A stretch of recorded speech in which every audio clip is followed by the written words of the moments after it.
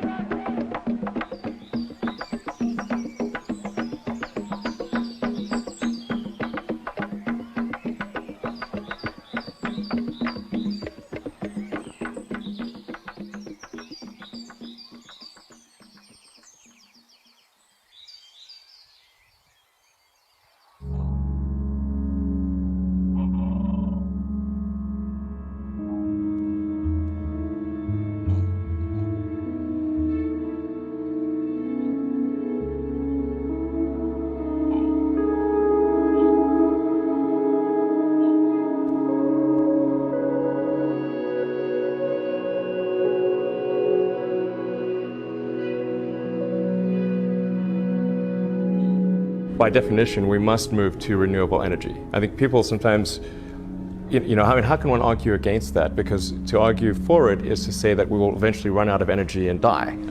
Or civilization will collapse. So obviously we must find ways to produce energy in a renewable manner.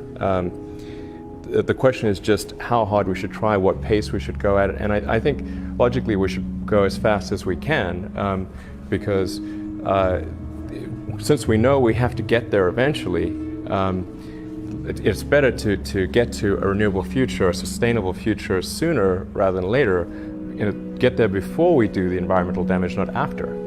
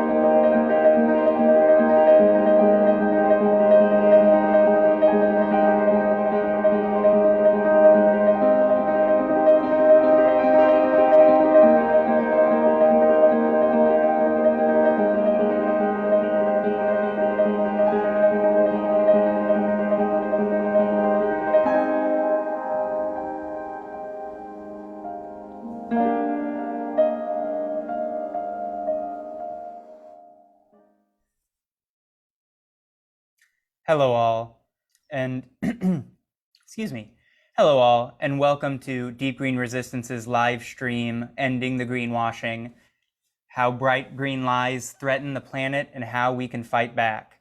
My name is Jonah. I'm a member of Deep Green Resistance, and I am so glad that you could come and see this presentation and everything we brought together today. It's going to be a wonderful collection of different speakers and different callbacks talking about the work Deep Green Resistance is doing and all of the different ways that we're working hard to make sure that we can provide our radical analysis and radical action that the environmental movement today really needs. So today, I just wanted to start by welcoming everyone and saying thank you so much for coming. As I said before, this event is called Ending the Greenwashing.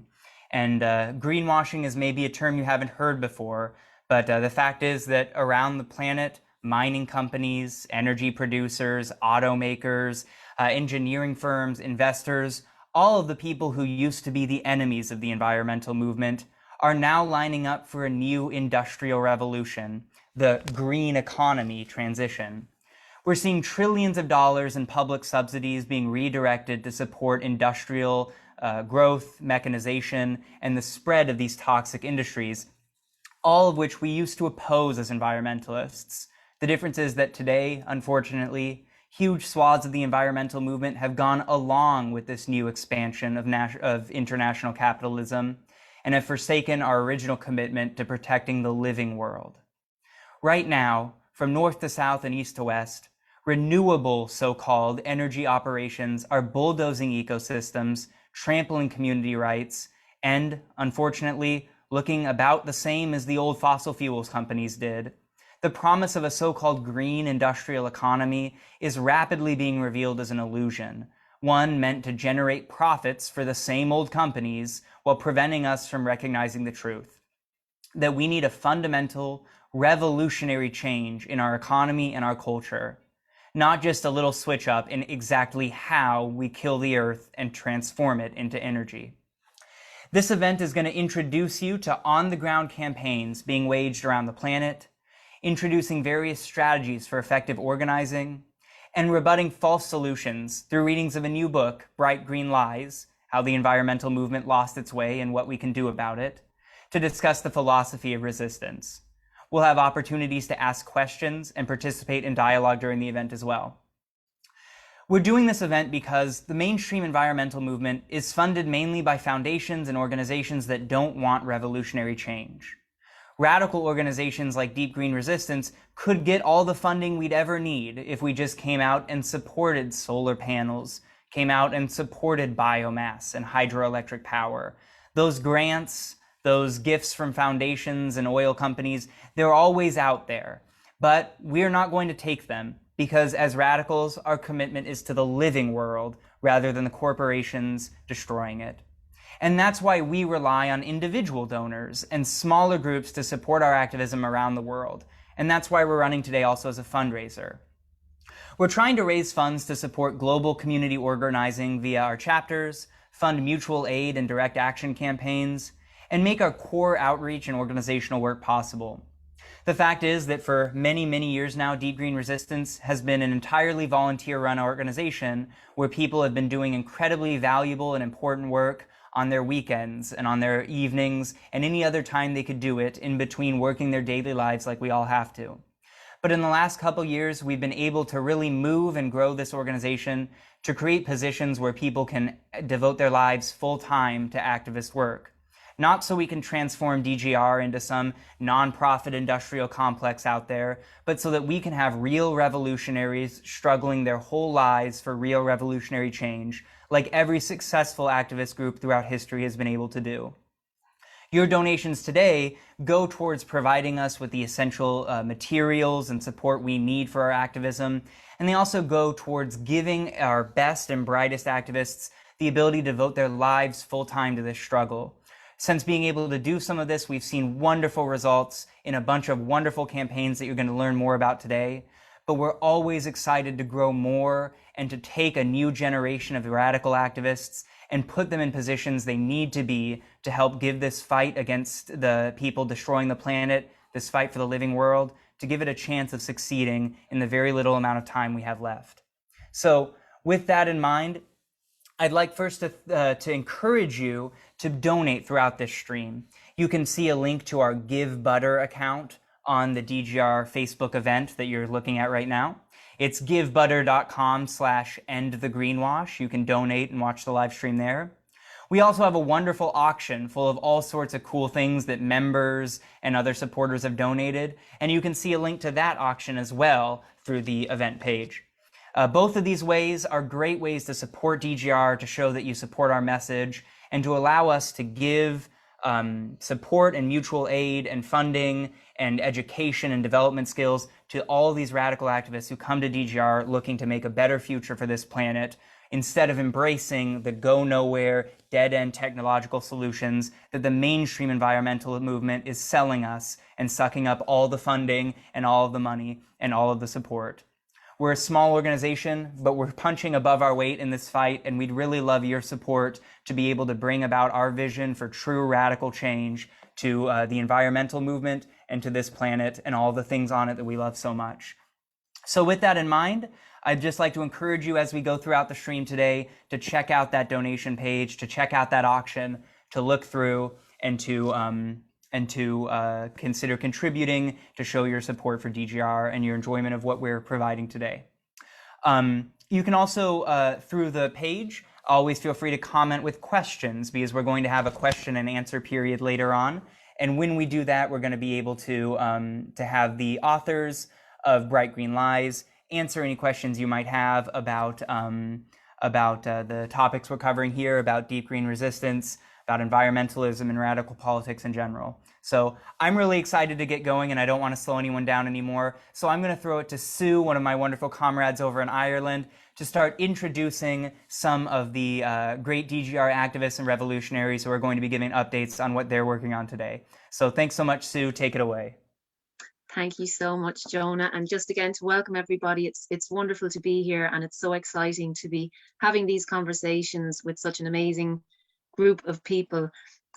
So what's coming next is some activist reports from some of our amazing activists. Deep Green Resistance is active all across the globe now. We've representatives all across the world in all different nations, and they're all doing incredible work. So we only have a small handful of them today because we're very short on time, but there's an incredible amount of work being done and an incredible amount of bravery and skill. So the first activist we are going to speak with today is Amal from DGR France. Are you there, Amal? Yeah, I'm there, Sue. Hello.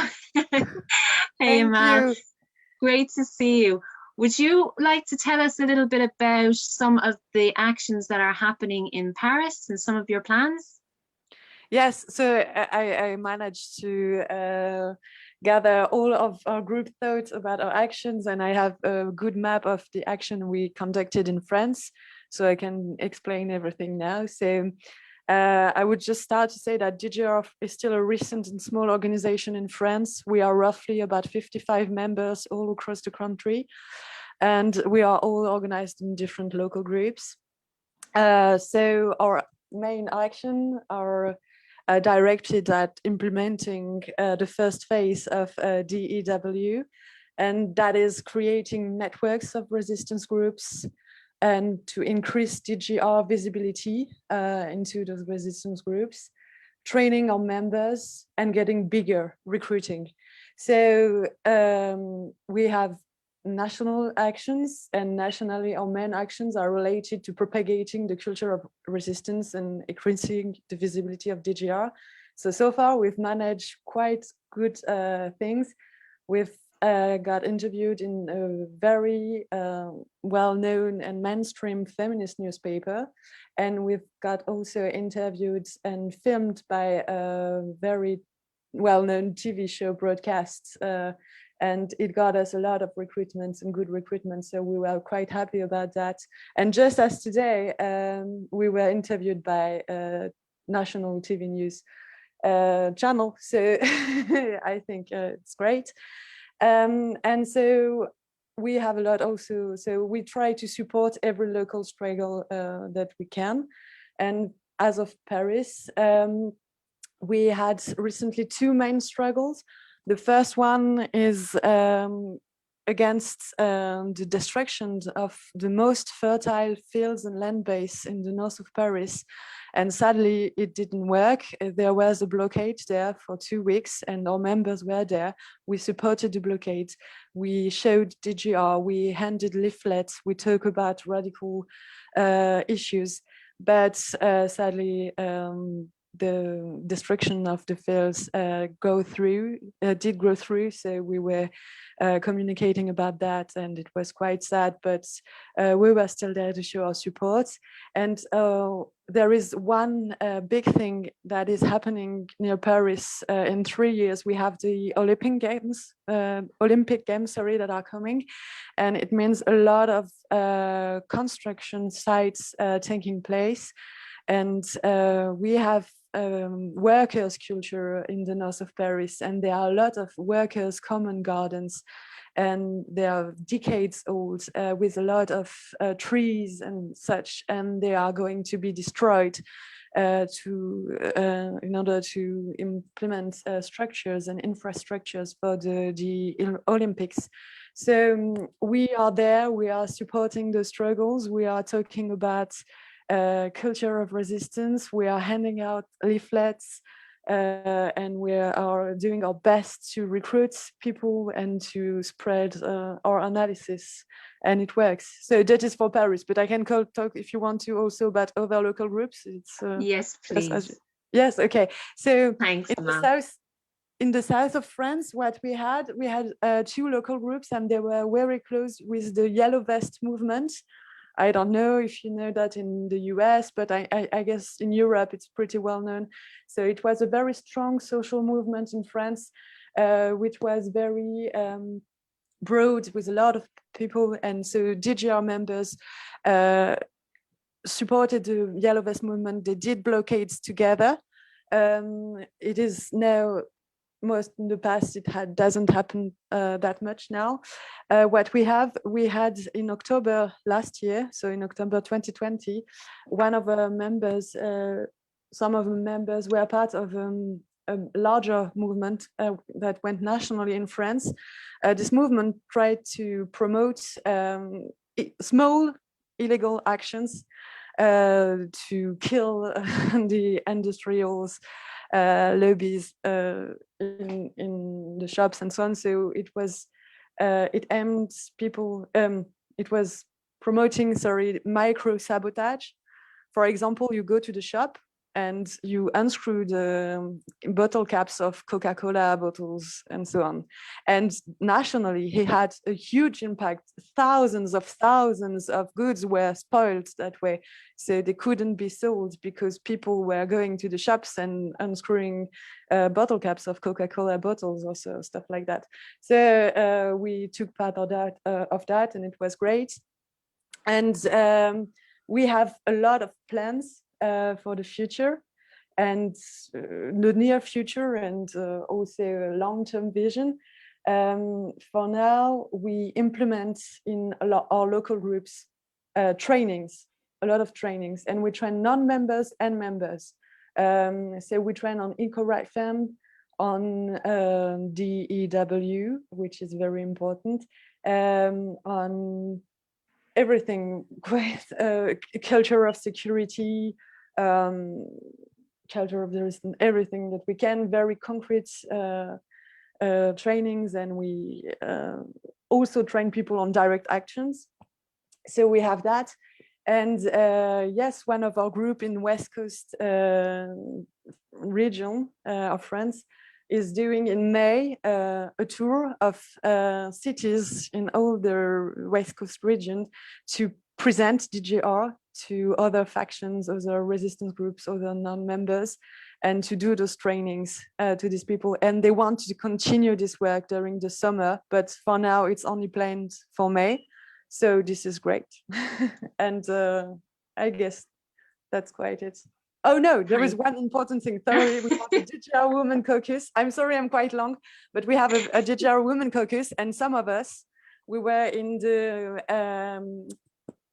collage against feminicides movement. I don't know if you heard about that. It's pretty huge at France. It has a huge impact and media impact. And so we are used to go in the streets and to do collage or tag for women. And we plan to do a huge action in France, direct action, to promote DGR and Eco Watfem at the same time in the streets. Amazing. Thank you so much, Amal, and thank you so much to you and the others in DGR France for your tireless work. I always feel invigorated just after speaking with you. You're so full of energy. Thank you so much. Thank you very much, Sue. I'm sorry I was quite long and sorry for my English, but thank you to have listened. Bye. Thanks, Amal. So next we're going to go to Nepal to our wonderful coordinator there, who's called Salonika. And she made a video for us just talking about her resistance work, some of the issues facing Nepal and what they're working on in that area. So we have a video, I think. Yeah, here we go.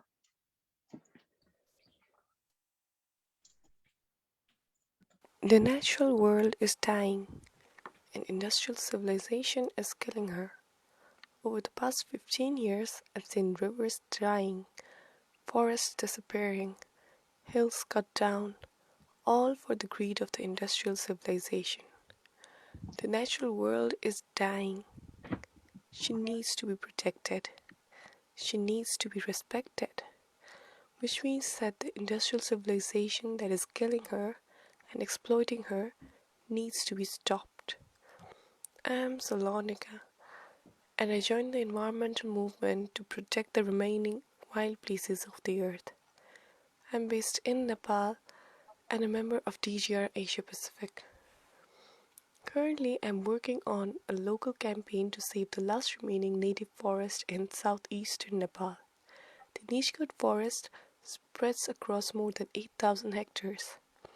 It is a community of thousands of years old Shorea robusta trees, Asian elephants, Bengal tigers, more than 500 species of birds, 23 species of endangered flora and 22 species of endangered fauna, among many others. It is part of an 800 kilometers long green corridor that extends from India to Nepal and includes several protected areas. The Nishkot forest is a home to the numerous migratory wild animals as well as a number of wild birds. The forest is now being threatened by a colossal airport project. It will clear more than 2 million sal trees and all of the beautiful creatures who depend on them. The assault will continue after that. The toxic waste coming out of the airport will make the land uninhabitable by polluting the air, water, and soil. The constant noise of the airplanes will hinder the mating calls of birds. This project is an ecocide. Some local groups here in Nepal launched a campaign on March 19th to cancel the project. We have been staging mass protests in the capital in an attempt to urge the government and get public involved. For the past year, during the COVID lockdown, we had also organized a number of online sessions with experts from across the world on the possible ecological and social implications of the project and helped spread the information to the public. The airport project will be one of the greatest ecological crimes in the history of our country, and we are determined to cancel it, because the right of the forest to exist surpasses the greed of the industrial civilization.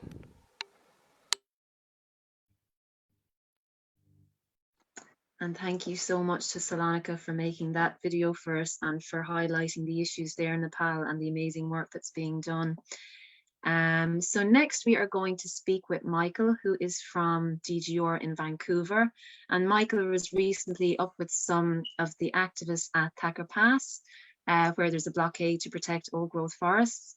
So Michael, would you like to tell us a little bit about how the blockade is going up at Fairy Creek?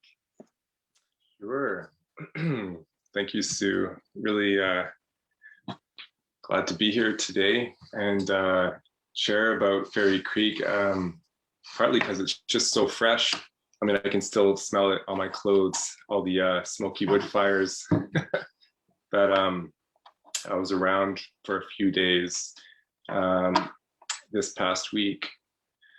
So for those who don't know, I'll just in brief share what Fairy Creek is. Fairy Creek is a valley on southern Vancouver Island, and it's considered the last really intact watershed, old growth watershed in that area. And so there's a proposal by a company named Teal Jones to go in and cut the old growth. And so since this past August, a group of determined activists went up to this area and set up an encampment to block one of the main logging roads so that Teal Jones couldn't go in and cut. And so I went up this last August just for a day and I brought a friend, a journalist friend of mine, and we just sort of documented what was going on. And during that experience, I vowed that I would go back.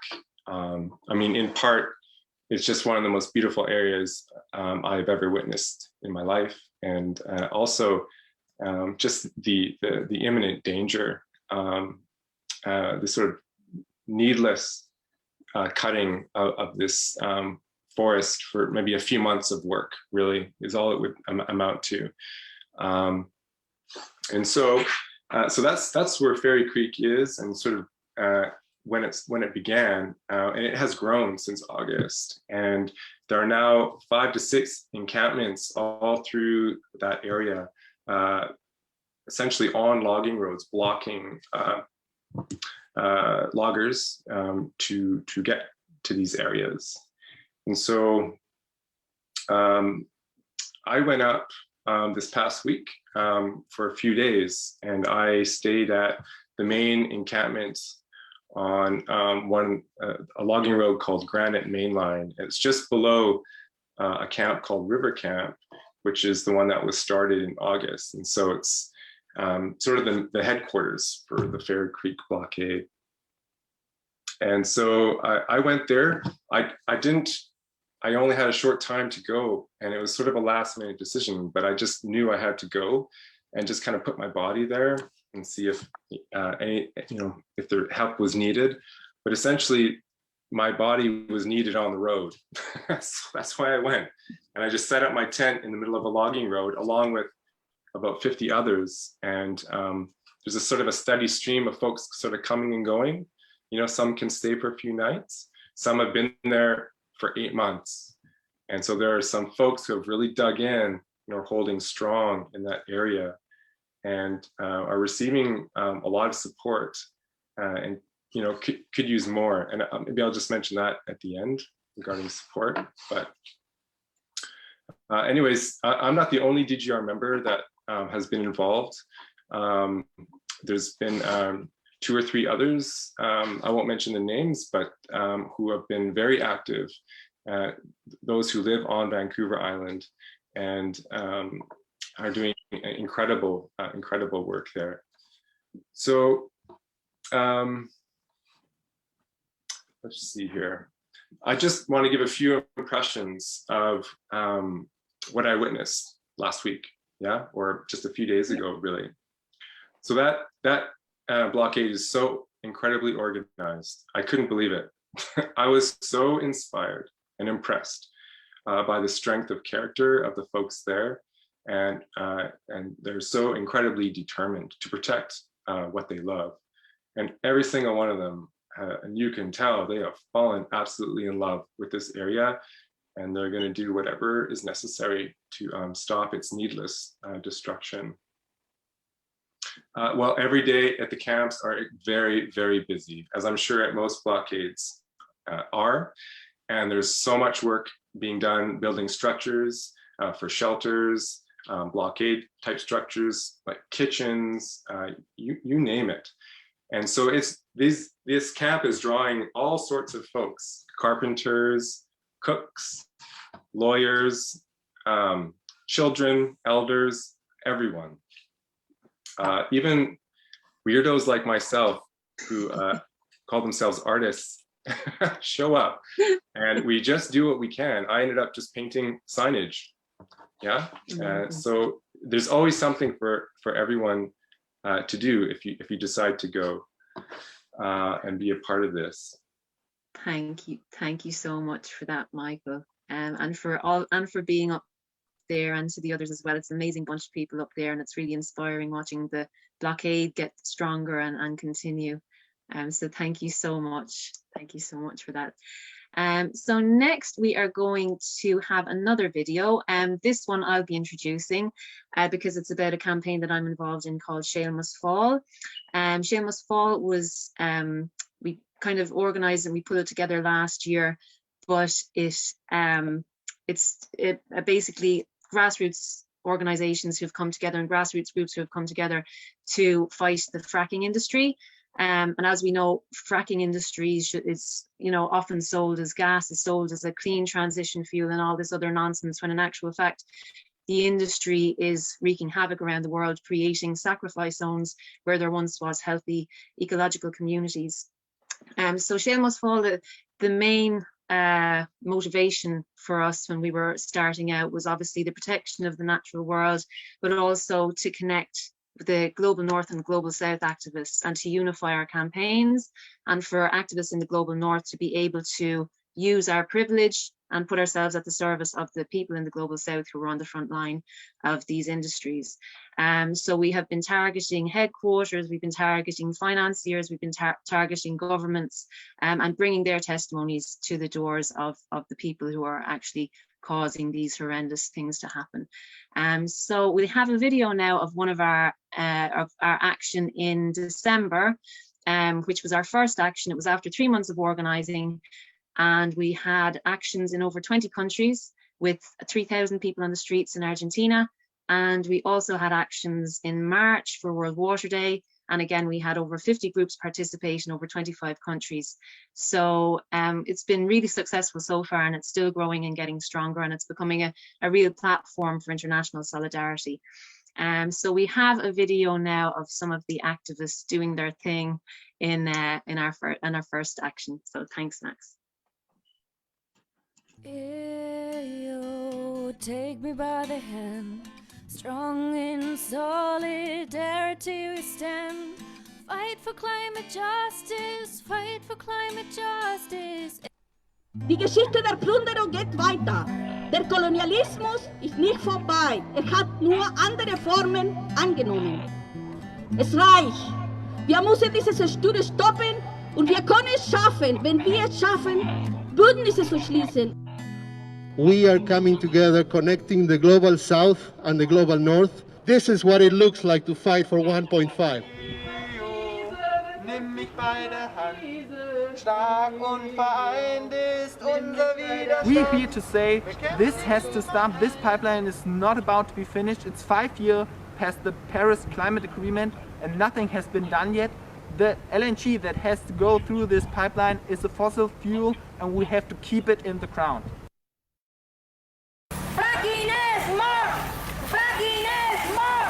Como esta, Endesa, utilizar esta técnica altamente tóxica en países donde las regulaciones ambientales son mucho más débiles, los sistemas políticos más corruptos y autoritarios, y donde las protestas ecologistas son más fáciles de reprimir con violencia. Acá en Mendoza, como en muchas otras provincias de Argentina, continúa la avanzada del fracking que contamina nuestra agua por parte de multinacionales del norte global.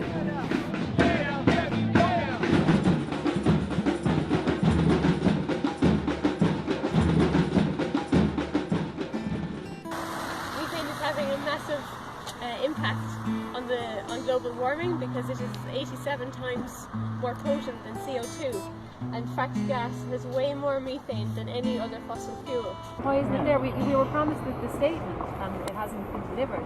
And so a planning application could go in now again at any time. Estamos aquí en solidaridad contra nuestros pueblos hermanos latinoamericanos y africanos que han sido declaradas zona de sacrificio por sus gobiernos y empresas multinacionales, que lo único que les importa es el hacerse más ricos. Ni en ningún lugar del mundo defender la vida y la naturaleza no puede ser un delito. Por eso hoy y siempre nos rebelamos contra el mercado global del fracking y sus manos manchadas de sangre. Justicia climática, justicia climática.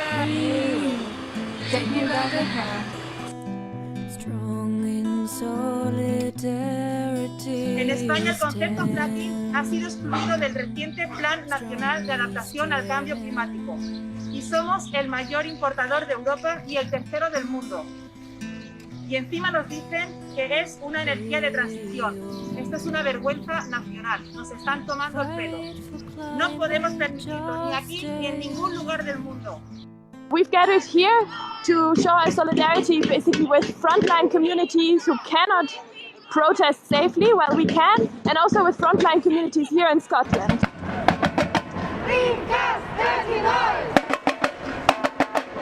Gas as a fuel or feedstock for petrochemical production is incompatible with the Paris Climate Agreement.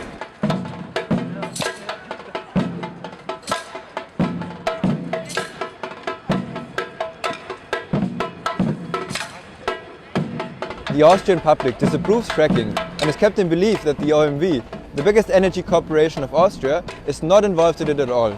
But in fact, the OMV is responsible for fracking, done in the Global South, in a joint venture with Total. Die Forderung ist, dass Österreich und die gesamte EU den Import von Frackinggas. Fight for climate justice, fight for climate justice. Hey ho, take me by the hand. Strong in solidarity we stand. We have a moratorium on fracking here in the UK due to safety issues. But BP, who once said that by fracking in the UK it would attract the wrong kind of attention, uses hydraulic fracturing methods in many countries.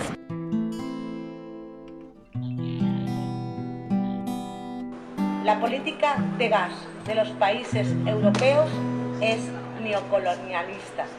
España ha importado gas de Argelia y Argentina. En ambos países hay fuertes protestas contra el fracking por parte de las poblaciones locales. You know what they're doing all over the global south? Killing people, murdering, torturing, disappearing and jailing people. Let's not be fools to believe that we are shielded from this in Europe. If we don't get attacked, it means that we are not doing enough. It means that we are not touching any interest. So let's get ready for the real fight and let's not stop until all of them fall. Take me by the hand.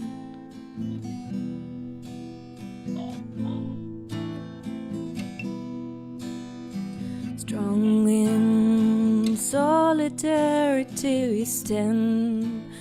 We stand here and fight, fight for climate. We stand here and fight, fight for climate. Fight for climate justice, fight for climate justice.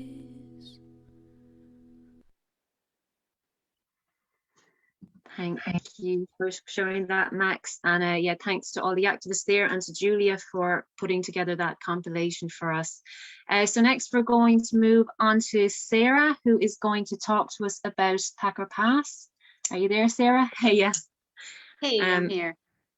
Hey, Sarah, would you tell us a little bit about the proposed mining project and possible implications for the community there?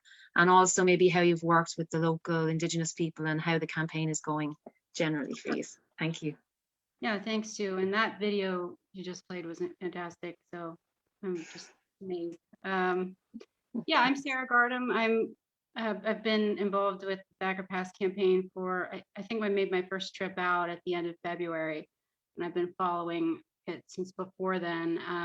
So Lithium America is a Canadian corporation, has a subsidiary called Lithium Nevada, and they are proposing or very close to beginning a large open pit mine about 400 feet deep, about close to 2.5 miles long, about a half a mile wide, disturbing over 6,000 acres, or nearly 6,000 acres. The total project size is closer to 18,000 acres.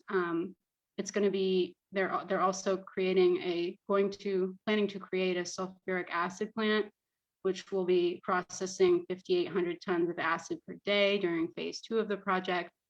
The project is very water expensive, pumping 1.7 billion gallons of water per year, roughly, based on the estimate I saw. The mining project is proposed to last about 41 years and then followed by a 5-year reclamation period. So it's a big mine. It's supposed to supply a lot of lithium, a lot of the world's lithium supply. I heard it was 25% estimated for the current demand. Max Wilbert can correct me on anything I miss here. Fortunately, he's on the call and heavily involved in the campaign. So yeah, the blockade that we have, there's a camp that is working closely. So, well, let me first mention that there's several environmental groups that have filed a lawsuit because the mine is threatening to a lot of endangered wildlife in the area, such as sage grouse. It's a corridor for pronghorn antelope to travel through. There are these special snails that are native only to that area, the Lahontan cutthroat trout.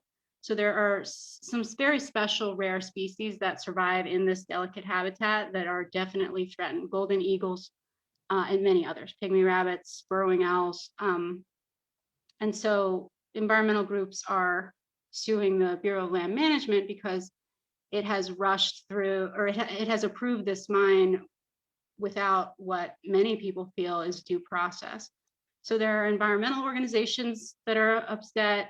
There are local ranchers who are upset. There's another lawsuit filed by a local rancher who actually hired his own hydrologist and found that a lot of discrepancies between the federal the impact statement that the corporation had produced and the hydrologist they had hired and his hydrologist. So a lot of people feel that that statement is not reliable. It is dubious. They are saying that it's not really going to pollute the air, soil, and water, whereas most people who know anything about the environment feel that that's completely false. And yeah, it's heavily, this is not a green project. It's heavily dependent on, they're going to be burning thousands of gallons of diesel fuel a day. They are very much dependent on fossil fuels for this mining project, and it's still being billed as green. A lot of people in the community are concerned about pollution, possible accidents with like these big trucks of molten sulfur that go right by the community school. A big part of what we're doing at Thacker Pass is working closely with the indigenous community that is at the Paiute Shoshone Reservation in the area, which is in a town called McDermott. And we've been working pretty closely with them. We've had a lot of events at the camp, a prayer walk, some special ceremonies, dances, singing. I was there, I guess it was about a week ago, we had a big event and people came, other indigenous folks came in from like, you know, Portland and other places to join. And there's going to be another big event in 1 week on Saturday, where even more people are showing up. And then there will be a direct action camp happening a little bit later than that. Max probably knows the exact date for that, but and if people are interested, I'll just say we really do need campers, and we need people who are interested in getting involved and stopping this equipment when it arrives.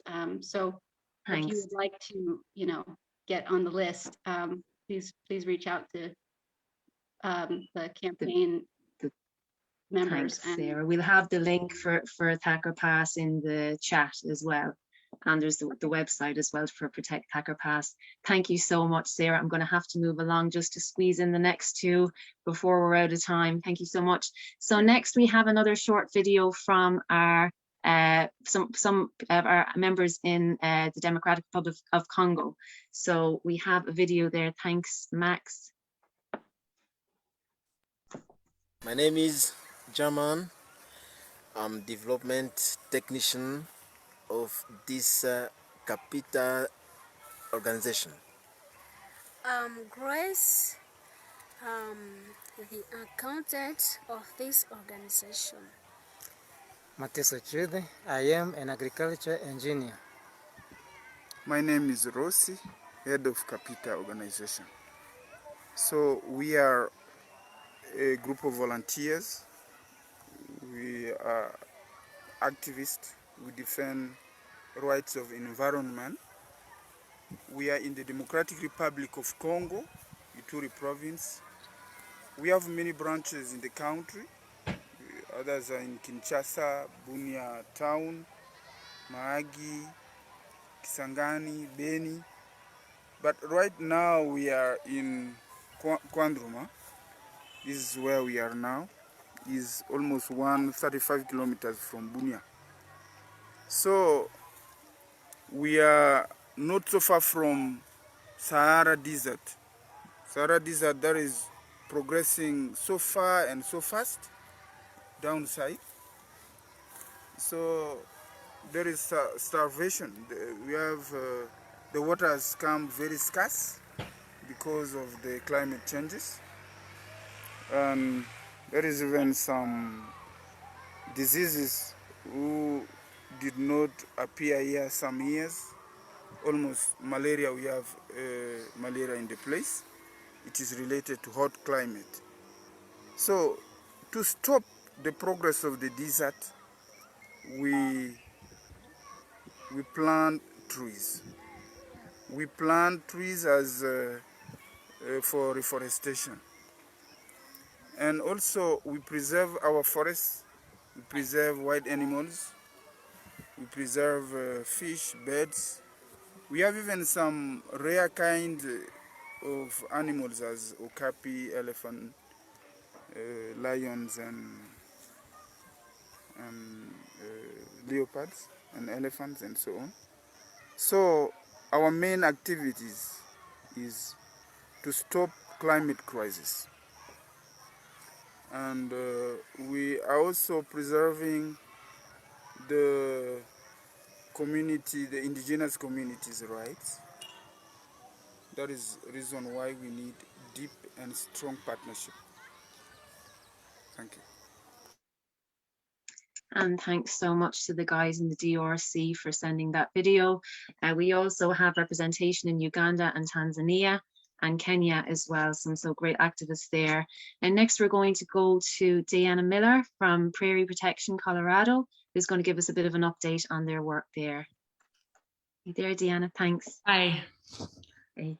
Hi, I'm Deanna, and I started an organization called Prairie Protection Colorado with the guidance of Deep Green Resistance. And what we do is we focus on prairie dogs who are now down to less than 1% of their historic numbers, which is pretty reflective of almost all species that have still been able to hang on as industrial civilization grinds through life on this planet.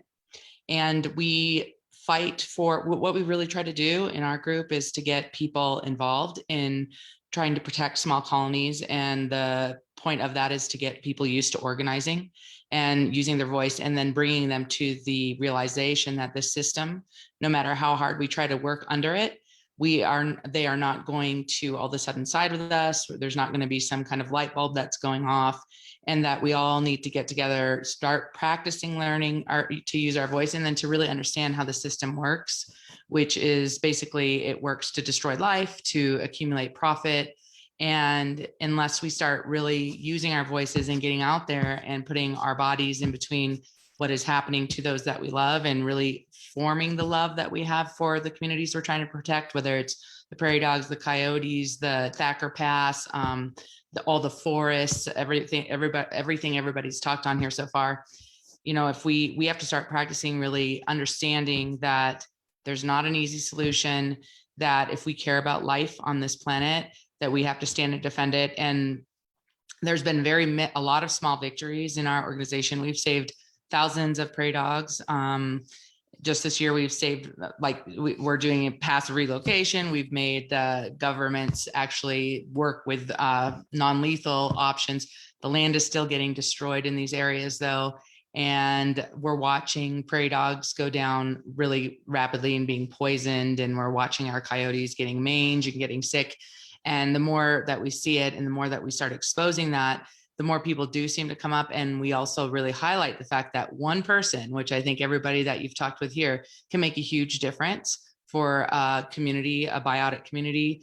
And that even though sometimes it feels like our hands are tied, no matter how much that we throw in, we can make the difference, and we have an obligation to do that, even if it looks like like we're not going to have this promising future, but we need to, really defend those who we love and get out there and start speaking for them.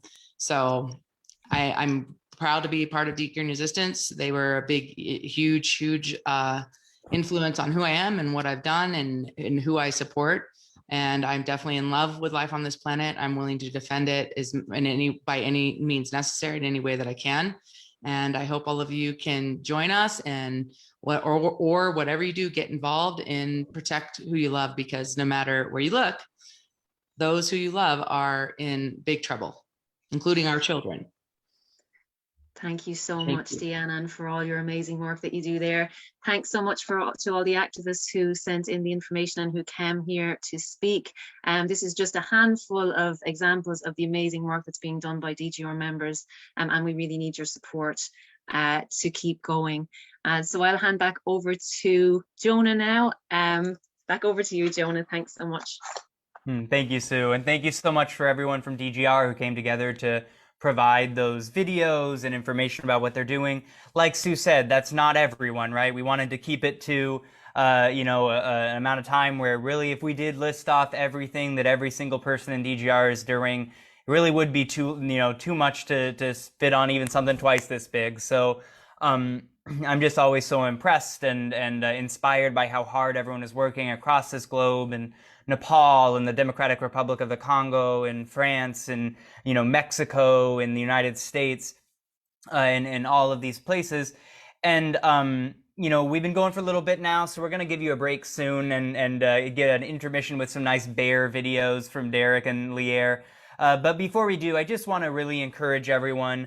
I know that as radicals, as anti-capitalists, as revolutionaries, we can sometimes be squeamish about money, about the need for material support, but we really do need to just kind of push past that awkwardness and just ask for you to go and visit that Give Butter, visit that auction page, and support us any way you can. Every single thing you've seen here, whether it's fighting the destruction of forests in Nepal, or fighting for the protection of non-humans and human communities in the Democratic Republic of Congo, or fighting fracking and shale gas across the globe, working with indigenous communities in the United States to fight colonialization and resource extraction there, and so many other things. Every single one of those things won't happen without the support of those who see DGR's mission and want to give us their support. Every single dollar you donate, it doesn't go to an executive director's retirement fund. It doesn't go to print up more posters about how, industrial activity and giant corporations are going to save us. It goes to real life men and women on the ground who are doing real life work to save real life lives in the world that we care so much about. So I would just encourage everyone to watch. We have about 100 people watching. Just encourage all of you to take your time and go to that Give Butter page, go to that auction, and just donate whatever you can to support the work we're doing, because as you've seen, it really is serious, important work that matters deeply to the living world, matters deeply to human communities that are benefiting from non-human communities that are benefiting. And we'd just like to be able to take all of these activists you've seen and be able to provide them with the support they need to take their work to the next level. Because right now we have so many people in DGR who are so talented and so devoted and so motivated, And the real barrier is not our passion. The real barrier is not our bravery. The real barrier is not our intelligence or anything else like that. The barrier is just having the ability to support our activists and support our campaigns. And without that, it doesn't matter how much we can be organized, or it doesn't matter how hardworking we are. We can't get anything done unless we have the support of those who see our mission and value what we're doing. So one last time, I'd just like to encourage you all to go to that Give Butter page. It's linked in the description of the event, but you can also just get to it by going to givebutter.com/endthegreenwash, ENDTHEGREENWASH. And so you can go there to donate and also check out the auction that's linked there. And just remember that these prairie dogs and these streams and these forests and these elephants and wild shrubs and snails and every other non-human and human that stands to benefit from the revolutionary work that DGR is doing, to really donate in their name and to show your support and love for them, like we love and support the living world ourselves. So with that said, we're going to take a little bit of an intermission for you to go use the bathroom, go get a snack, whatever you want to do. Go please visit the donation pages and pledge your support. But also, please do come back, because at 2:10, we're going to be having a presentation from a new book, the book Bright Green Lies, with its 3 authors here, and it's going to be an absolutely wonderful presentation full of some really hard-hitting information and beautiful prose about the failure of the green technology movement and the need for a radical revolutionary environmentalism. So it's what I'm so most excited about. So I'm really hope to see you all back here at about 2:10 or so. But until then, get up, stretch your legs. I know we're all on Zoom too much nowadays anyway, so get up and stretch your legs and go get a snack or something. But please do also take some time to visit the donation page and everything else. So until then, enjoy the Bears, and we'll see you when we get back at about 2:10. So wonderful.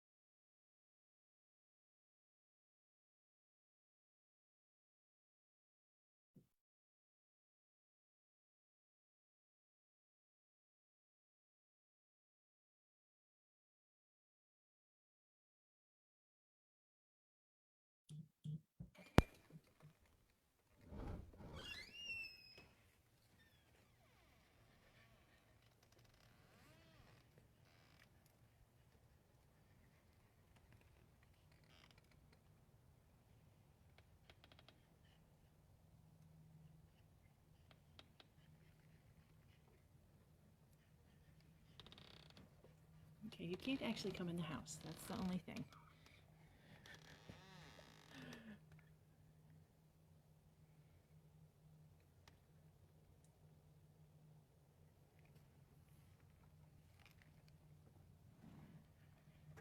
Hi, Mom Bear. Hi. Yeah, you probably shouldn't come in here, though. We're going to shut the door now. Yeah.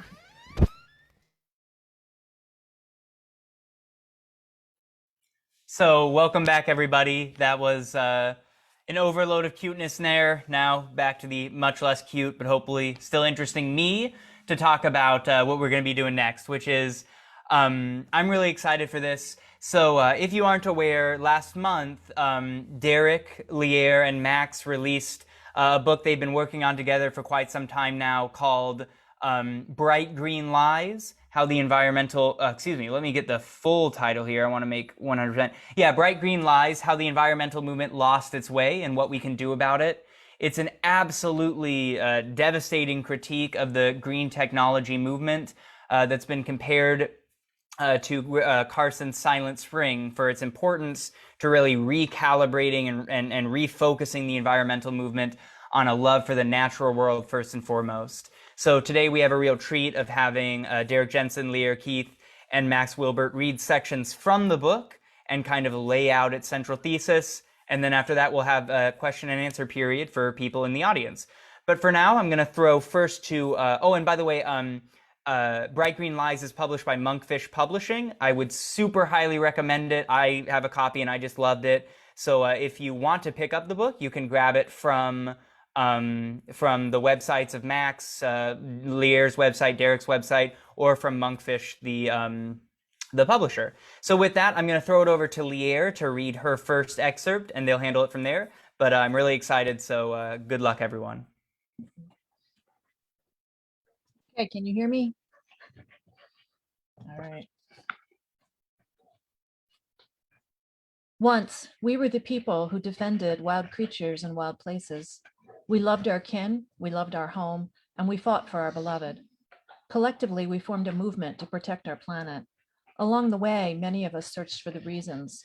Why were humans doing this? What could possibly compel the wanton sadism laying waste to the world? Was it our nature, or were only some humans culpable? That analysis is crucial, of course. Without a proper diagnosis, correct treatment is impossible.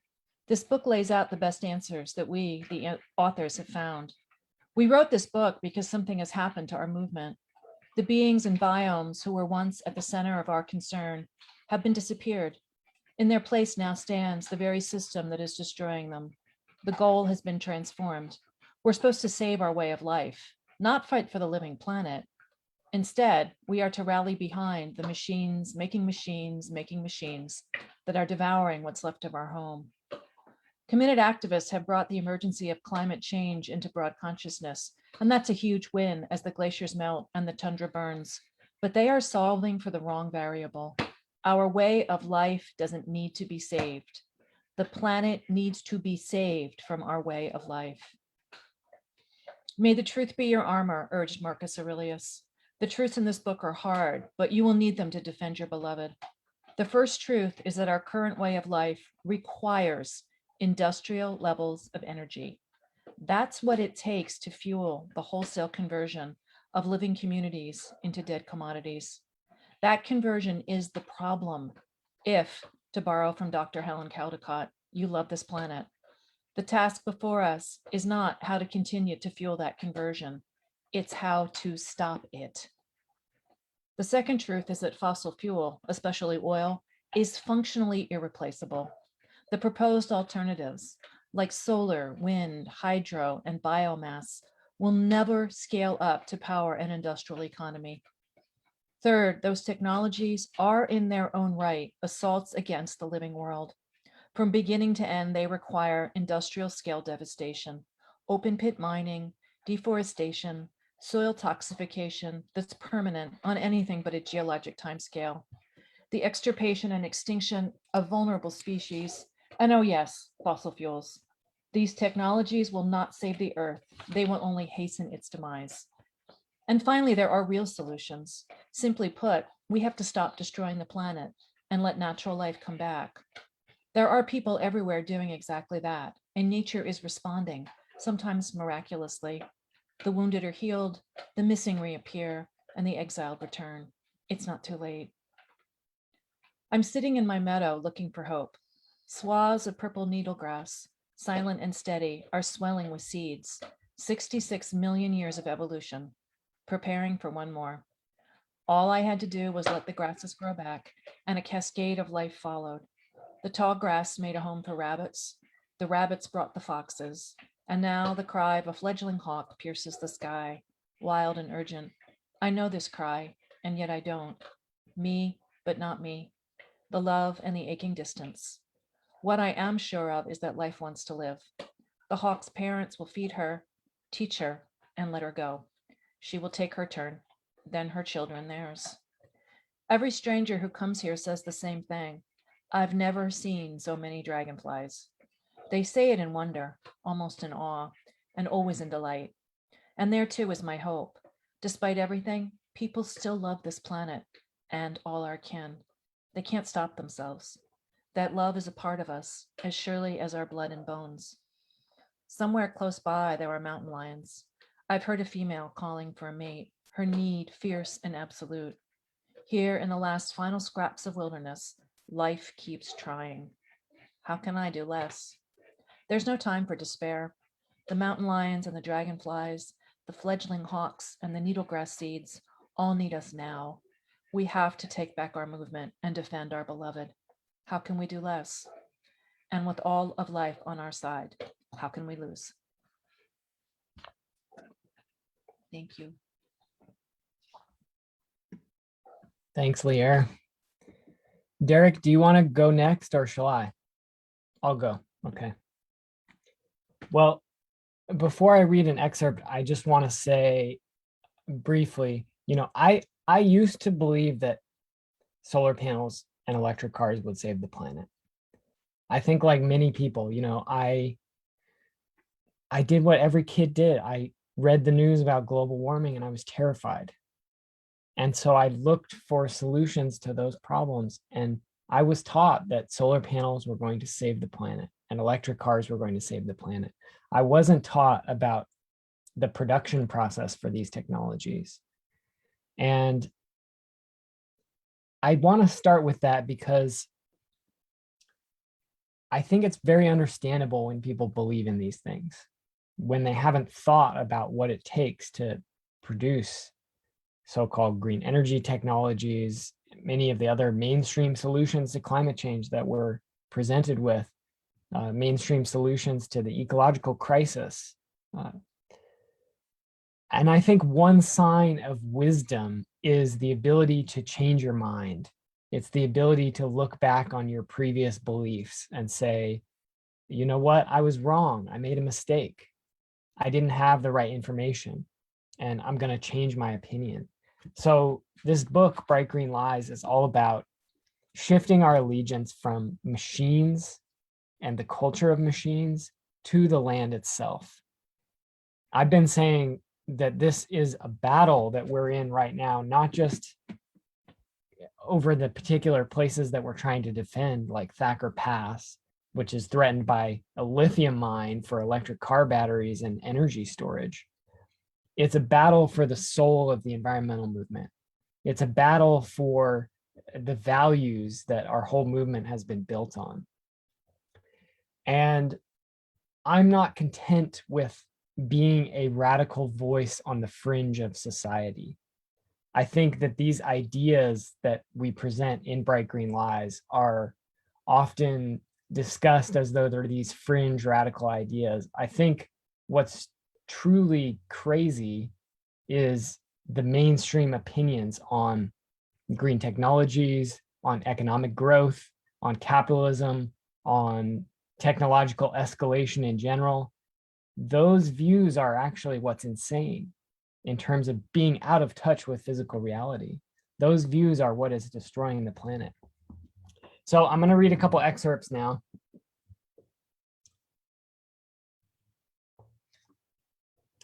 The first one is from chapter 7, efficiency. Here's a question that gets to the heart of efficiency. Which scenario would cause less harm to the planet? All cars traveling 100 miles per gallon of gasoline, or all cars traveling 1 mile per gallon? Mark Jacobson, who's a prominent advocate of 100% renewable energy, rests comfortably in the more miles per unit of energy club. Most mainstream environmentalists, bright greens, and indeed most people in general have by now joined him in this not very exclusive club. It seems obvious. A car that gets 100 miles per gallon is more efficient, more cost effective, more advanced. It's clearly so much better for the planet that the question seems absurd. From the perspective of a salmon or a forest, however, things look much different. A car that gets only 1 mile per gallon would probably be far less harmful to the planet because low efficiency creates a disincentive for driving and indeed for the existence of cars at all. If you get 1 mile per gallon and gas costs $3 per gallon, you're suddenly paying $3 a mile. And suddenly walking starts to look a lot more attractive.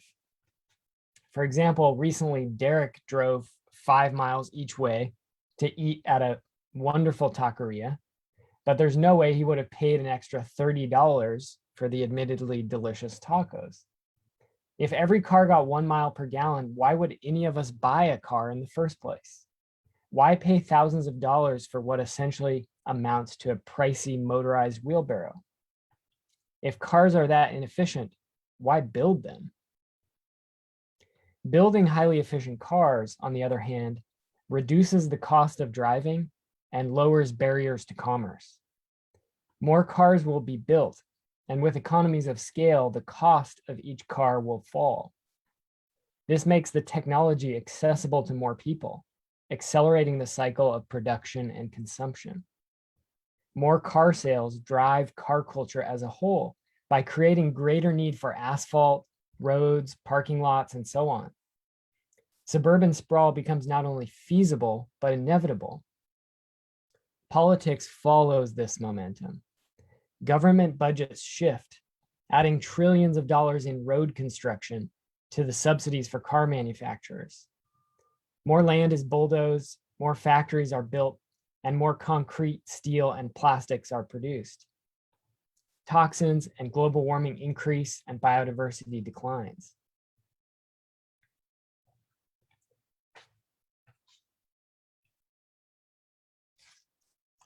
So the next short excerpt I want to read is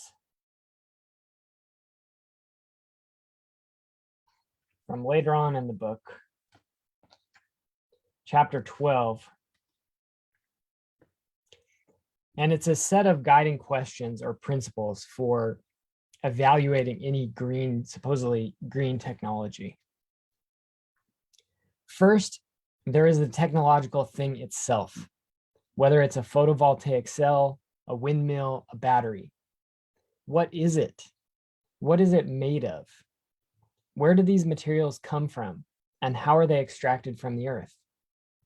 What harms do these extractions cause? Who suffers these harms? What infrastructures are required to support these extractions? What harms are caused by these infrastructures and who suffers? Someone simply saying materials were recycled does not insulate a technology from being subject to these questions. No more than if someone said the materials came from Santa Claus. By what processes and at what costs were the metals removed from the electronics and the impurities removed from the metals in the recycling process? Who lives in the places which you want to extract the minerals? Who calls these places home? What will happen to those places, those beings? How are these materials transported and converted into their final products? How is iron ore transported, smelted? How is steel fabricated, transported, melted, turned into pieces to be used in your bright green windmill? How is the windmill itself assembled and transported? What are the on-site effects of these bright green technologies? How many birds will be killed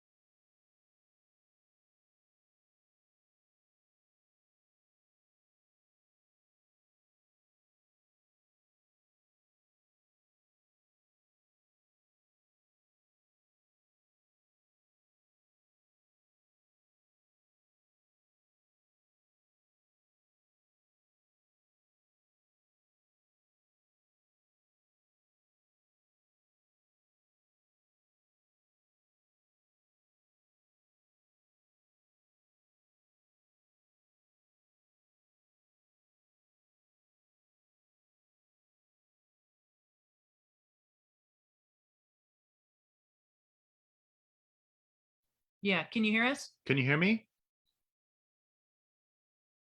Okay, Okay. Derrick's gonna go. I wanted to say that the analysis about 1 mile per gallon versus 100 pounds per gallon is one of my favorite parts that Max wrote in this book. And when he wrote the first draft of it, and then I read it, I was thinking, well, of course 100 miles per gallon is better. And then his analysis was just so compelling that it changed my mind immediately. Anyway, I love when that happens. I'll read something now. So many indigenous people have said that the first and most important thing we must do is decolonize our hearts and minds. We must grow, they've told me, to see the dominant culture for what it is, not as the most wonderful thing that has ever happened to human beings, but instead as a way of life that provides conveniences, luxuries to one set of humans at the expense of everyone else, human and non-human. We must recognize that everything comes from somewhere and that someone else already lived there. We must recognize that the dominant culture has always been based on taking land from indigenous peoples and has always been based on drawdown. And we must recognize that because the earth is the source of all life, the health of the earth must be the primary consideration in our decision-making processes. This is the first and most important thing we must do. This changes everything. Because the truth is that we can debunk each and every piece of bright green technology, and ultimately it won't make a difference to bright greens or anyone else whose loyalty is not to the earth, but to the economic and social system that is dismantling the earth. The murder of the planet has never been a question of facts. The facts are clear and obvious, and they have been since the beginning. The question has always been one of value. People protect what they value, and so long as they value this culture and the conveniences it brings to some humans over life on the planet, so long shall they try to save this culture and their own conveniences at the expense of the life that does not seem to do it for them. If the planet, and ironically enough, if we ourselves, will survive, it will only be because enough of us begin to value life over these conveniences. The irony comes because the bright greens claim that their proposals are, quote, all about us, end quote. But, quote, us, end quote, clearly doesn't include those who will inherit the wreckage of the world their plans will leave behind. When we change our values, previously insoluble problems become soluble. Instead of asking how we can meet insatiable industrial energy demand and still live on a planet at least minimally capable of supporting life, the question must be, how can we help the earth to be stronger and healthier while still meeting human needs? Needs, not conveniences, not luxuries, not addictions, and further, human needs, not the needs of industry and commerce. So long as we continue to ask the wrong questions, the world will continue to be destroyed, and we will continue to waste time we don't have on solutions that won't help the earth. When, on the other hand, we start asking the right questions and start acting in the best interest of the natural world, we will find ourselves beginning to live our way into the answers to these questions. We will find ourselves no longer having to lie, to make up bright green lie after bright green lie, but we will find ourselves where we should have been all along, in alignment with the earth and with the powerful, wonderful, beautiful, creative processes that have made life on this planet what it is.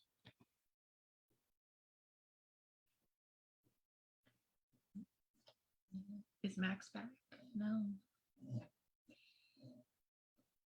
So that's it for me. So you're up, Sue.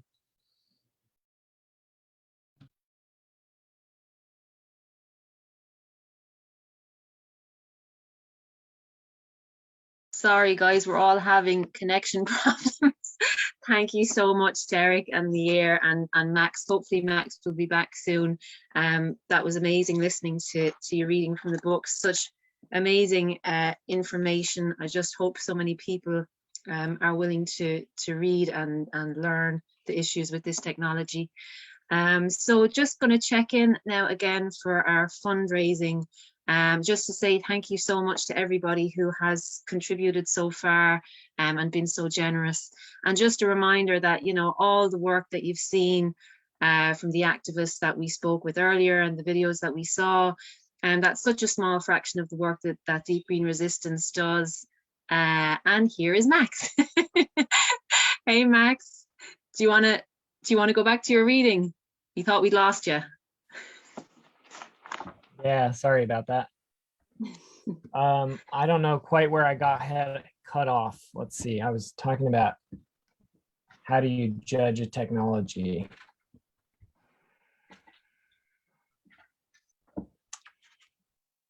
Okay, so what are the on-site effects of this bright green technology? How many birds will be killed by the solar or wind energy harvesting facility? How many tortoises? How many bats? For what will this bright green technology be used? If it's used to harvest energy, to what purpose? Does this use of the bright green technology help the real world, the physical world, the planet that is the source of all life? Or does it help industry? Those are not the same. And when the piece of technology wears out, what happens to them? How toxic are they? What happens to the site? Will it be habitat for sage grouse or hoary bats or whomever used to live there? Or will it damage their genes and their generative organs for thousands of years? Is the point of the technology to help the earth? Or is it to maintain this way of living at the expense of the earth? All of which brings us to Aldo Leopold's reverent statement. A thing is right when it tends to preserve the integrity, stability, and beauty of the biotic community. It is wrong when it tends otherwise. This is the measure by which we should judge bright green and all technologies. It's the measure by which we should judge our actions and our lives. So the next bit I want to read, and I'll just finish up with this, and Derrick, thanks for covering for me there. After this, I'll be finished with my readings. This is from chapter 13 of the book. Is it better to fight for achievable, realistic goals through reform, or to address fundamental issues at the root? Usually we're in favor of both. If we wait for the great and glorious revolution and don't do any reform work, which we could also call defensive work, by the time the revolution comes, the world will have been consumed by this culture. And if we only do defensive work and don't address the causes of the problems, this culture will consume the world until there's nothing left. But it's pretty clear that the real goal of the bright greens isn't defending the planet. Everyone from Lester Brown to Kumi Naidoo has been explicit about this. Lester Brown's the author of a prominent series of books on climate change, and Kumi Naidoo's the former head of Greenpeace. The real goal is to get money into so-called green technology. A recent article notes that, quote, climate solutions need cold, hard cash, about $1 trillion a year. One of Naomi Klein's biggest contributions to discourse is her articulation of the shock doctrine, which she defines as, quote, how America's free market policies have come to dominate the world through the exploitation of disaster-shocked people and countries. In her book, The Shock Doctrine, The Rise of Disaster Capitalism, Klein explains brilliantly how the same principles used to disorient and extract concessions from victims of torture can be leveraged to extract political concessions from entire nations in the wake of major disasters. She gives many examples, including the wave of austerity in privatization in Chile following the Pinochet coup and dictatorship in 1973, the massive expansion of industrialism and silencing of dissidents following the Tiananmen Square massacre in China in 1989, and the dismantling of low-income housing and replacement of public education with for-profit schools in New Orleans in the wake of Hurricane Katrina in 2005. The shock doctrine, ironically, also perfectly describes the bright green movement. Because of the very terrible and very real disaster, in this case, climate change, you need to hand over huge subsidies to a sector of the industrial economy. And you need to let us destroy far more of the natural world, from Bautu to the Mojave Desert to the bottom of the ocean. If you don't give us lots of money and let us destroy far more of the natural world, you'll lose the luxuries that are evidently more important to you than life on the planet. Once you start looking for this trend, it's really clear. There's a 2016 article in the magazine Renewable Energy World about the Desert Renewable Energy and Conservation Plan. The plan allows major solar energy harvesting facilities to be built in some areas of the California desert, but not others. Shannon Eddy, the head of the Large Scale Solar Association, considers protecting part of the desert a blow, quote unquote. She says, quote, "The world is on fire. CO2 levels just breached the 400 ppm threshold, parts per million. We need to do everything we can right now to reduce emissions by getting renewable projects online." End quote. Everything, including destroying the desert. This is reminiscent of a phrase from the Vietnam War era, which originated in 1968 with Associated Press correspondent Peter Arnett. Quote, "It became necessary to destroy the town to save it," a United States major said today. End quote. We need to return to the real world. This culture functions by converting wild land into commodity production zones. Over the past 20 years, about 10% of the world's remaining true wilderness has been lost. According to one study, between now and 2050, solar and wind development threaten to destroy as much land as urban sprawl and the expansion of oil and gas, coal, and mining combined. Solar development outranks agricultural expansion and wind, which are tied for second place, as the single largest development threat considered in the study. Yet environmentalists continue to push solar, wind, and other bright green lies as solutions. This has become a movement that does not help the earth, but rather helps its destroyers. We need to return to the real world. We need to return to being people who love the world, all its places and all its creatures, and who will fight to defend it. So with that said, I'll pass it over to Derrick, but first I just want to say, I want to send my respect and my solidarity and my love to people all around the world who are fighting not just industrial energy development.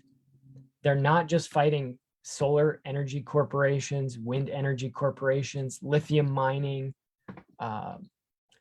They're not just fighting iron ore extraction. They're also fighting the mainstream environmental movement, which says that their home, their watershed, the wild creatures who they love don't matter.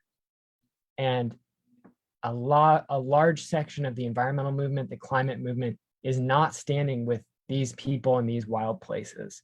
But I want to say that we're here to stand with those people. We're here to stand with that land that is threatened by these projects. And, you know, frankly, if it's wrong to blow up a mountain for coal, it's wrong to blow up a mountain for lithium. It's wrong to blow up a mountain to put a wind energy harvesting facility on top of it.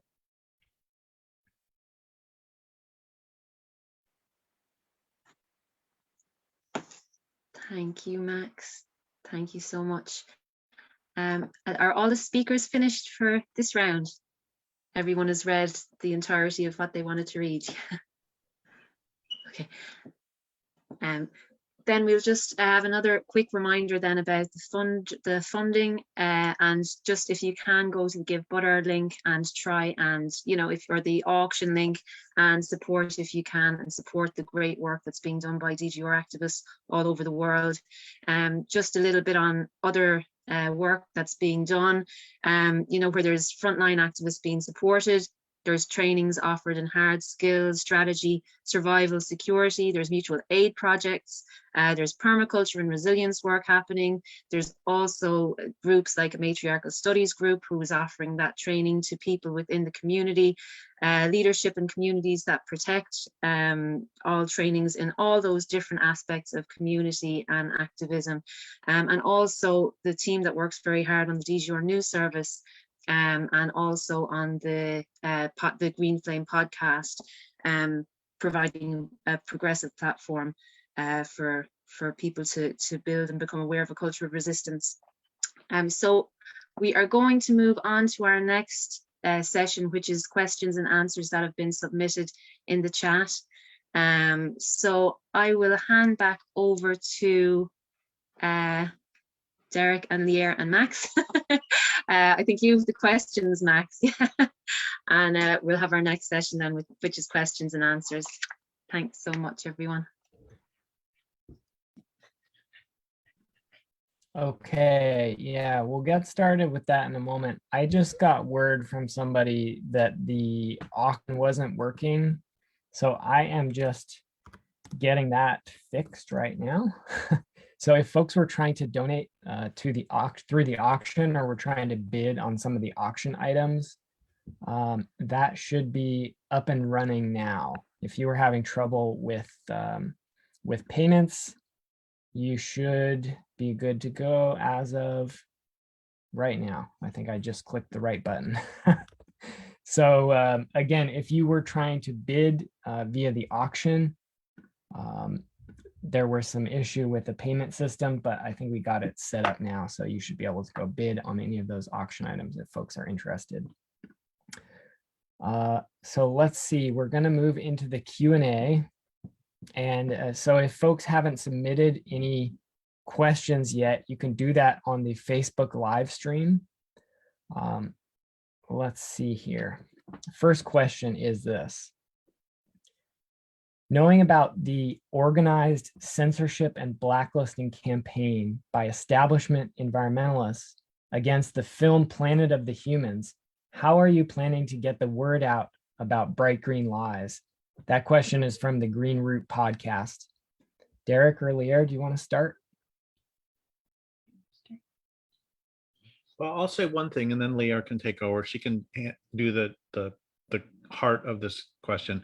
I just want to say that I thought Planet of the Humans was an absolutely fabulous movie.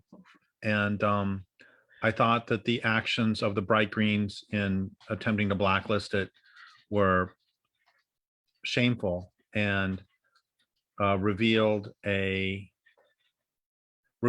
fundamental weakness in their arguments, because if they were confident in their arguments, they wouldn't need to try to shut it down. They would simply make a better movie.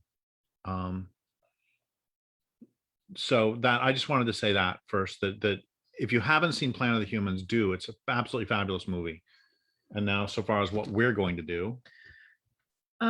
Yeah, I mean, we're having similar problems. It's just not as direct. I mean, they really went for Jeff's film and got it taken off of YouTube and all that. And then they, there was that huge letter and everybody, they tried to get it taken from the distributor. We're not having direct problems like that. The problem is that we have a professional publicist who's working with us, and she's absolutely wonderful, but nobody wants to hear it. So we have kind of the prior level problem, because Jeff, through knowing Michael Moore, was able to at least get a splash into the mainstream, and we just haven't even gotten that yet. So it's the prior problem that you always have when you are proposing a real radical analysis, is that they don't want to hear it. It's just functionally the economy and the political system, there's no way they can handle this information, so nobody wants to hear it. And I think our publicist is a little bit sad that she hasn't been able to land us any major outlets for op-eds and stuff like that. I think she was hoping that by now we'd have those, but they don't want to hear it. So it's not even like direct censorship where we've got a campaign against us. It's just, these are not concepts that the mainstream wants to hear. And that includes the mainstream environmentalists. So it's up to all of us, really. I mean, this is why we need every single one of you to get out there. And even if you can't be a direct, a frontline activist like at Thacker Pass or any of these land protection projects, we've got to get these ideas out, talk to your friends, have events in your town, whatever social media you feel like you can do. Just take whatever sentences make sense to you out of the book and post them everywhere to get people to read it, because it's only going to work if it's got to be supported from below rather than come down from the top, because we're not going to get any help from the top. So that's what I got. Max, what about you? Anything? Yeah, I guess I would just add that, 10 or 15 years ago, this is how the situation felt in regards to global warming, right? It was maybe on page 15 of the newspaper, you'd see a little short article about such and such activists fighting a pipeline or a new study about global warming. And the situation has changed completely. Unfortunately, all of that energy, all of the momentum, the awareness that's been built around global warming is largely being used to prop up this green energy narrative, this idea of, let's protect industrial civilization from the destruction it has caused through this green energy stuff, which one, isn't going to work, and two, is extremely harmful to the planet on its own. But I think that the truth will eventually be clear to everyone. The truth will eventually be clear. The problem is that it's not happening fast enough. And so I just want to point that out, that, 15 years ago, the situation was very similar in regards to global warming, and it changed because people worked their asses off for the last, few decades to try and spread the word about what's happening, to raise awareness, to do the science, to expose the issues, to make films, and in many ways, most importantly, I think, to directly fight the fossil fuel industry. I'm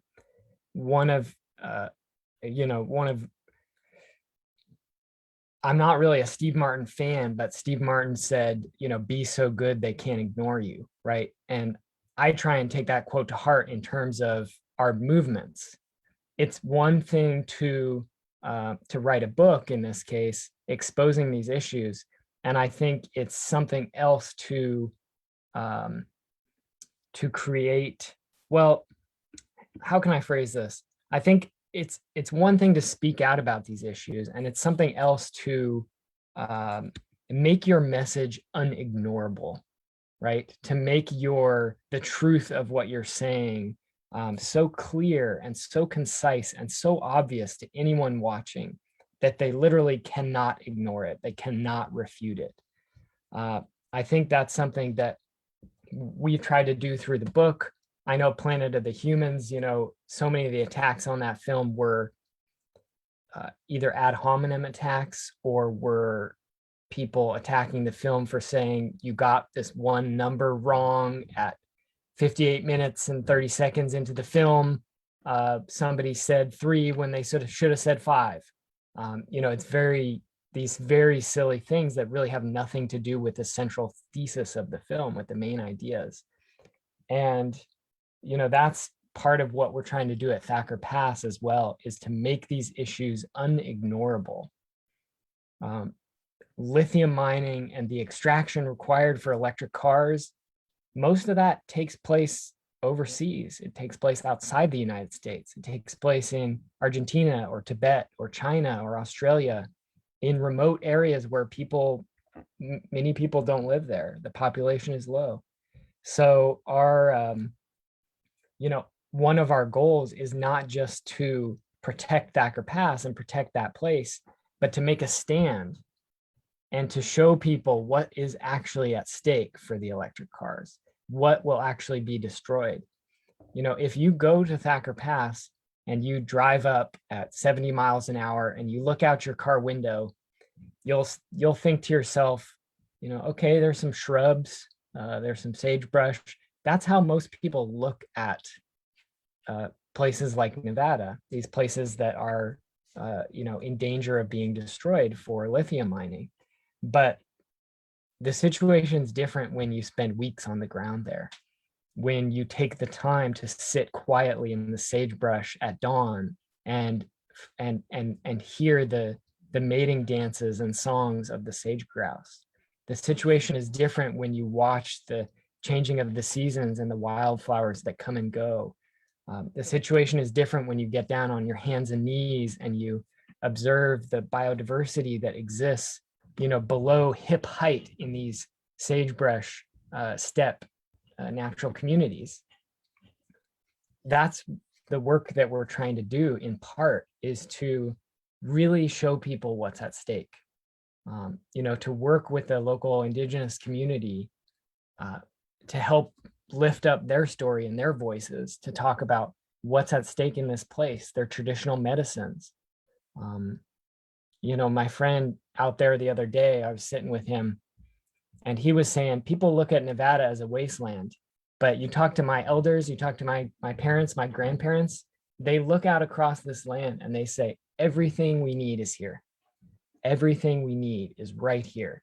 Food, water, medicine, clothing, shelter, everything we need is in this land.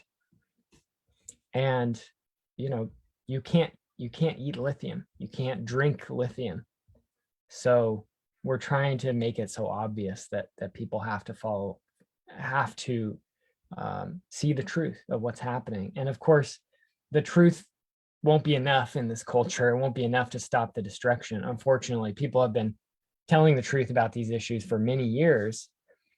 So, that's why I think it's really important that we not only get the information out there, but we do the organizing work, we do the resistance work. And ultimately, like is the goal of deep green resistance, we need to dismantle this industrial civilization that's destroying the planet. Do you want to add anything, Derrick and Lierre, or should I go to the next question? Just that the responses to this analysis can actually be kind of funny. My favorite response to Planet of the Humans was, because he mentioned the population and consumption, because he mentioned both of those, somebody actually argued on mainstream news that he was saying that African people shouldn't have sex.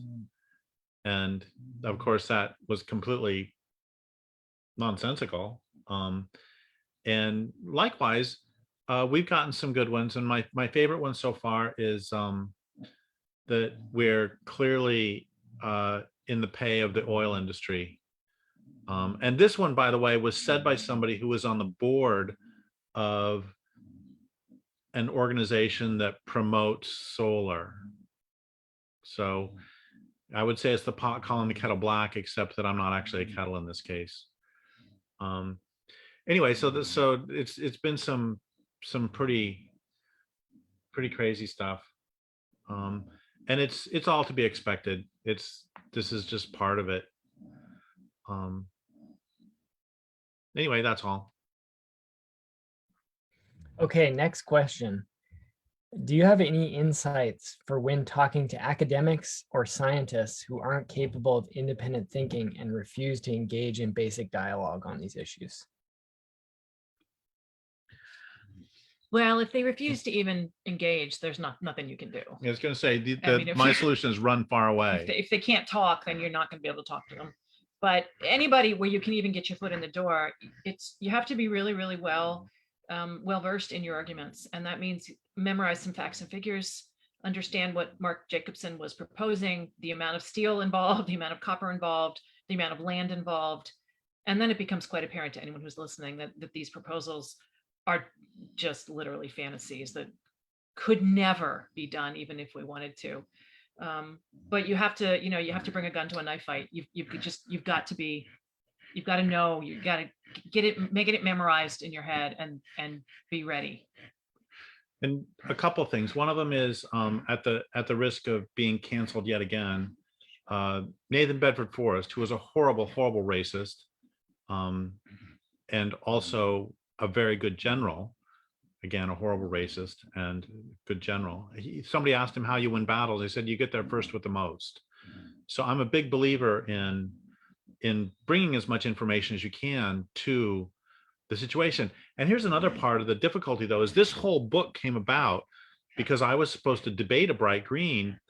And originally I said this debate had to be in writing. And the reason is because I knew the other guy was going to lie.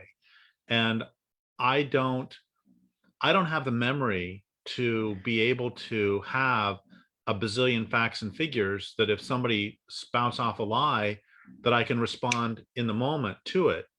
And I can say, well, that doesn't seem accurate to me, but I don't have the numbers. So that's why I wanted to do it in writing, and he refused. And we did it verbally, and we debated verbally, and it never got published because I was promised that if I didn't like it, it wouldn't get published.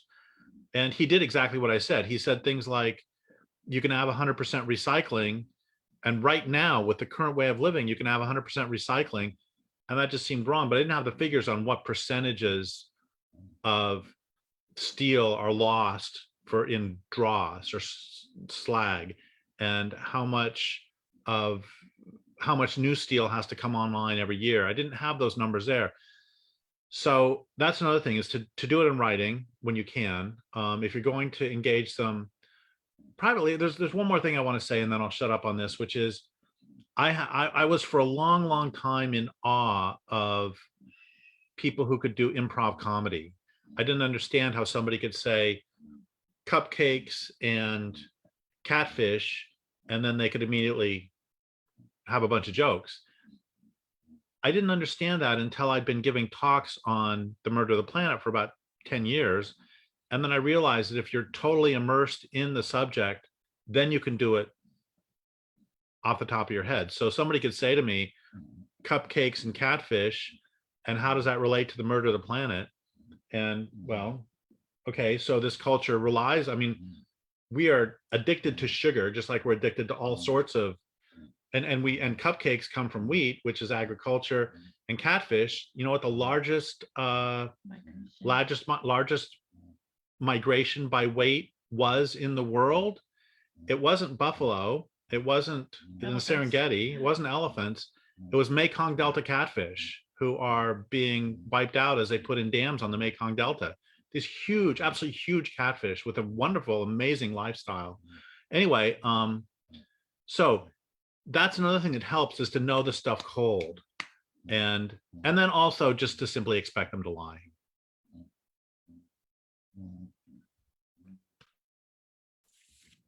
Yeah, one bit that I will add is, you know, I mentioned Naomi Klein and the shock doctrine when I was reading my excerpt earlier. And one of the themes, Derrick, you didn't read this already, and I am going to repeat, did you? The section in the conclusion about values? Yes, I did. That's exactly what I read. Okay, cool. It's a great section, so I can see why you chose it. Yeah, so as Derrick said, you know, this book ultimately doesn't come down to the facts and the information, unfortunately. You know, the information here is true. We researched this exhaustively for 5 years, but for many people on these issues, the facts don't really matter. And that is so often the case for human beings. You know, our ability to deceive ourselves and each other is so incredible. And when it comes down to our sense of entitlement,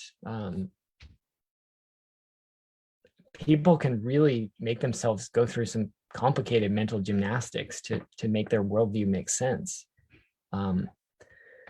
So, you know, as far as, you know, talking to academics and scientists who refuse to engage in basic dialogue on these issues, in my experience, there's a split. There are many biologists, many natural scientists who love the natural world, and they see the inherent worth in a forest or a coral reef or, you know, a Mojave Desert natural community. And there are many scientists who so thoroughly worship machine culture and technological progress. And, you know, it's almost the mindset of manifest destiny. You know, we must push forward. We must develop the next new technology. We must, you know, consume more and more energy. We must get to Mars. We must develop artificial intelligence. We must, you know, develop biotechnology to the point where we eliminate all diseases and human beings are essentially immortal. We must do this, we must do that. It is a matter of values. It is a matter of worldview.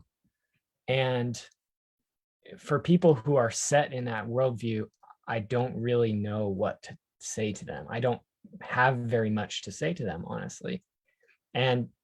But certainly where I would start with people like that is not with the facts, although you always have to back yourself up with that, like Derrick and Lierre just said, but is with the emotional side, is with the values.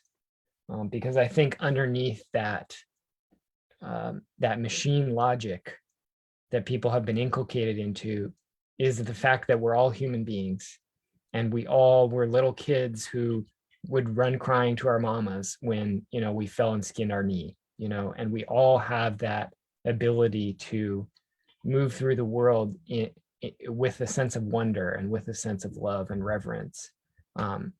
At least most of us do. So hopefully that's helpful. There's something I want to add, which is that I think the other thing that's really important is you can never predict the outcome of the comment that you make. And I remember reading something a long time ago where somebody said, it takes 10 years to change your mind. And he was someone who had been very strongly anti-choice. And then with no discernible transition, 10 years later, he found himself arguing just as vociferously pro-choice. And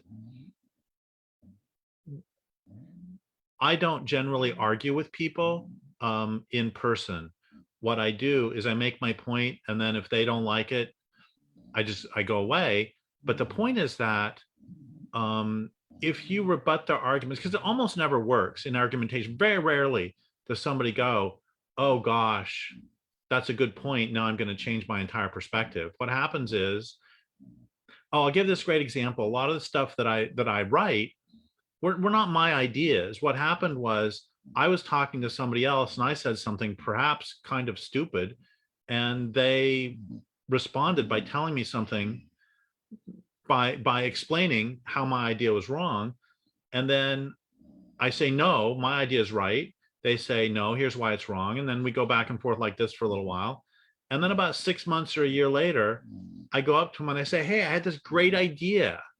And then without any self-consciousness or shame, I repeat back to them the argument they made to me a year ago, except now I understand it and that's how change actually takes place. So if you make your case, they may never respond to it, or they may a year later find themselves having this brilliant idea, which actually is a thing you said to them. I mean, a great example of that is when I first read John Livingston and then interviewed him back in the early 90s, one of the things he talked about is he believed evolution was based primarily on cooperation. And when I first read that, I was thinking, that's nuts. Everybody knows it's based on strict sort of selfish gene competition. And then it took me a couple years. A couple years later, I was saying that I think that evolution is based quite a bit on cooperation. And it took me a couple years to internalize it and turn it around. So say that. And then one more line I want to say that relates to the first question and this one is there was a line I read in a thriller novel, might have been Jack Reacher, but I'm not sure, which is the first one through the door always gets shot. So that's what happens ideologically too. And that's what happens rhetorically. If the first person who says something, it's like, well, that's stupid. And then, well, actually the first person says it probably gets ignored. And then you say that's stupid, and then there's more ignoring.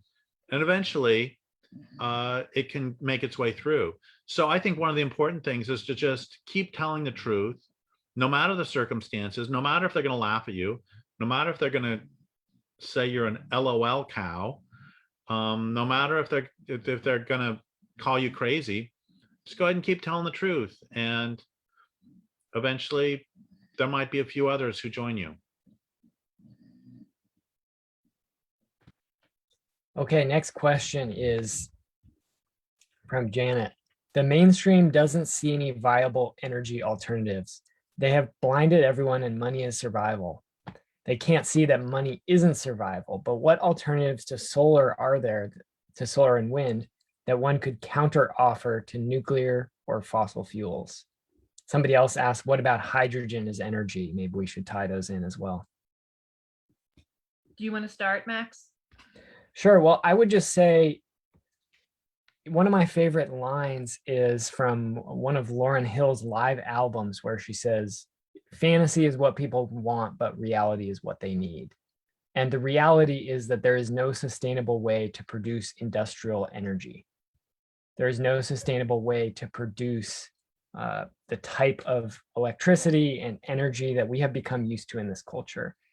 The situation that we have lived in for our lifetimes, where we can flick a light switch and have instant light, where we can hop in a car and drive 100 miles down the road without thinking about it very much, that is a blip in human history. And there's a saying from one of the Saudi princes who said, you know, my grandfather rode camels, my father drove a Mercedes, I drive a Land Rover, and my grandson will ride a camel. And what they're pointing out in this quote is that, again, this is a blip. This high energy society that we're used to is an aberration in human history, and it's not going to last. It's destroying everything on the planet. And again, reality, fantasy is what people want, but reality is what they need. So we can pretend, and that's what the bright green lies are all about, is pretending that that high energy lifestyle can continue forever. That's what the bright green lies are.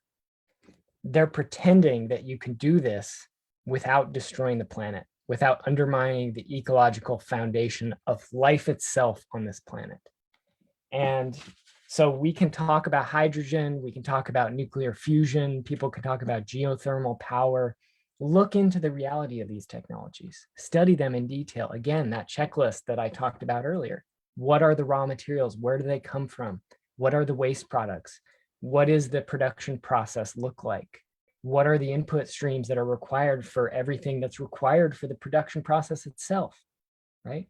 Go follow those chains backwards, and you will find atrocity after atrocity after atrocity. None of these industrial energy production technologies are sustainable, not even remotely. They are all incredibly destructive for the planet. And so, yeah, I understand that the mainstream doesn't see viable alternatives to fossil fuels and to nuclear power beyond this solar and wind agenda. But the truth is, you know, these are natural laws. It's like gravity, right? It doesn't really matter whether or not you believe in it. If you trip and fall, you're going to smack your face on the ground.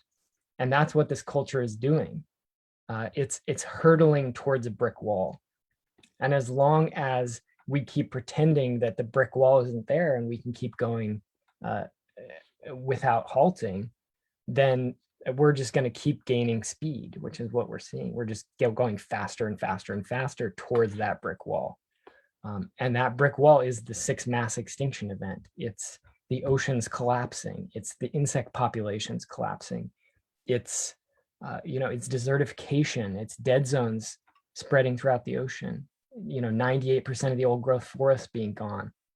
The only reason we're not already feeling the effects of this collapse is because, for myself at least, I live in the United States, and it's an extremely wealthy country, and there's so much fossil fuels and other energy that is used to insulate us from the reality of the ongoing ecological collapse. If you live in a small island nation in the Pacific Ocean, collapse is not a future idea, right? Your island is going underwater right now. If you live in Bangladesh, the flooding is destroying the world around you all the time. If you live in Pakistan, the collapse of ecology and the breakdown of civil society is not something that you theorize about in the future. It's something that you see playing out in your neighborhood every single day. And that will come to the US, that will come to Canada, to Europe, to Japan, to Australia, to all the wealthy parts of the world that are insulated from that right now. We will face similar situations. And the longer that this sort of death machine that is the global industrial economy, the longer it churns on, the more destruction there is, the more carbon is in the atmosphere, the less forest remains, the less clean water there is. And that's why we say, the sooner that we stop industrial civilization from destroying the planet, the better. And so that isn't a politically acceptable answer to most people these days, but it is the only ecologically relevant answer. And again, you can ignore gravity, but gravity will never ignore you. And it's the same with the laws of ecology. So how do we address that? I think we need to be honest with people. And Lierre, you always use the line that James Howard Kunstler says about we need to be reality-based adults. And yes, this is hard. Yes, we're in a really bad situation. Yes, things are getting worse all the time. And yes, governments and corporations are leading us completely in the wrong direction. Yes, we've become used to this level of industrial energy and dependent on it even. And that doesn't change the ecological reality. So we have to do the hard work of dismantling the systems that are destroying the planet and rebuilding something else that can sustain human societies. It's not a mystery how to live sustainably. Thousands and thousands of human cultures have done it throughout history up till this very day. So it's not technically a mystery how to live sustainably. We know how to do it. We just have to make that happen.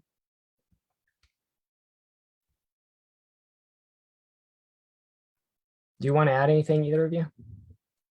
Okay. So we had a question about a book, The Democracy of Suffering, which somebody mentioned. They were wondering if we'd read it. I'm not familiar with that book. So let's keep going. Oh, Derrick? Yeah, I haven't read it either, but since I'm a male, I should probably give an opinion. Just kidding. Okay. We have a question about becoming a gardener. Would it make a difference on how the food supply is handled if everyone becomes a gardener? Lierre, do you want to speak to that? We actually addressed that in the Green Cities chapter a bit in this book. Yeah, so, I mean, gardening is fine. If you want to garden, you should garden, but it's not going to make any difference. Most people don't have access to the amount of land that they need to actually provide for their food, for all of their food. And there's no reason not to grow your own lettuce or your own tomatoes or a fruit tree or two. It's all wonderful. And it's a very happy thing to do it. But we follow in the book our friend Norris, who actually tried this experiment was he in Portland or Seattle? He was in Portland. Yeah, and they had, a little bit of a lot, and they tried it, and they worked really hard at it, but there was simply no way. And they measured all the inputs, like everything. They didn't pretend that they were just building soil out of nothing. They actually measured every single thing they brought onto the property. All the wood chips, everything, the food for the ducks and the chickens. They measured the calories that they got out of it. And it was just long and short of it in their case was there was providing enough for like half a person, half of her or a quarter of him, or maybe it was all of her or half of him. But it couldn't be done on a city lot. So. And also they recognized that they cheated a fair amount by bringing in stuff from a local bakery to feed the chickens, et cetera, et cetera. So an average person who lived in a temperate climate, which is mostly the United States, if you're a hunter-gatherer, it would take about a square mile to support one person, and that's because you're sharing that land with other creatures. Unless you lived in a place like here, where there's an incredible abundance of salmon. If you lived on the coast, you might be able to boost that a little bit, and then you wouldn't have to wander too much because your food came to you up the river. But that's about what it takes to support a human being. I mean, we're basically apex predators. We can't eat grass and we can't eat bark, so we have to eat other things that can eat those other creatures. But for agriculture, it only takes an acre or two, and that's because you're not sharing that land with other people. So, and I mean other creatures when I say other people. It's from the really the magnificent megafauna all the way down to the bacteria. All of those creatures need a place to live, and when we take it just for us, of course, it means they've got nowhere to go. So that's the thing about a garden. It's like any other kind of agriculture, that yeah, you can have a nice garden in your backyard, but that piece of land, you can't share that with other creatures now. You're going to have to remove them. So if you live in a city and they're not there anyway, I mean, the removal's already been done.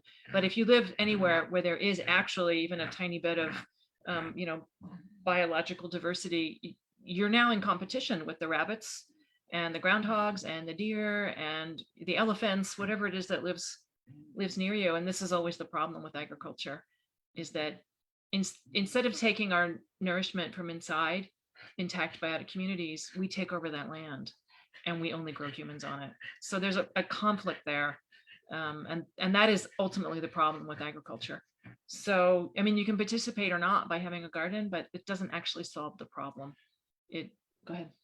And two more things. One is that, having said that, I mean, it is really important to relocalize food systems. Yeah. And for both ecological and for human reasons, that people have asked me what is the one take home, the biggest take home that I get from the whole lockdown situation. And I got interested in the lockdown when 2 days after Wuhan shut down, a Hyundai factory in Korea shut down. And that's the global economic system is really interrelated. And it seems to me monumentally foolish to rely on an incredibly fragile, interconnected global trade system for something as necessary as food that can be cut off by war. It can be cut off by a shutdown. It can be cut off by an earthquake. So I think relocalizing food systems is actually important. But at the same time, I also think that it is, as they say, necessary but not sufficient, because it won't stop those in power from continuing to destroy the planet.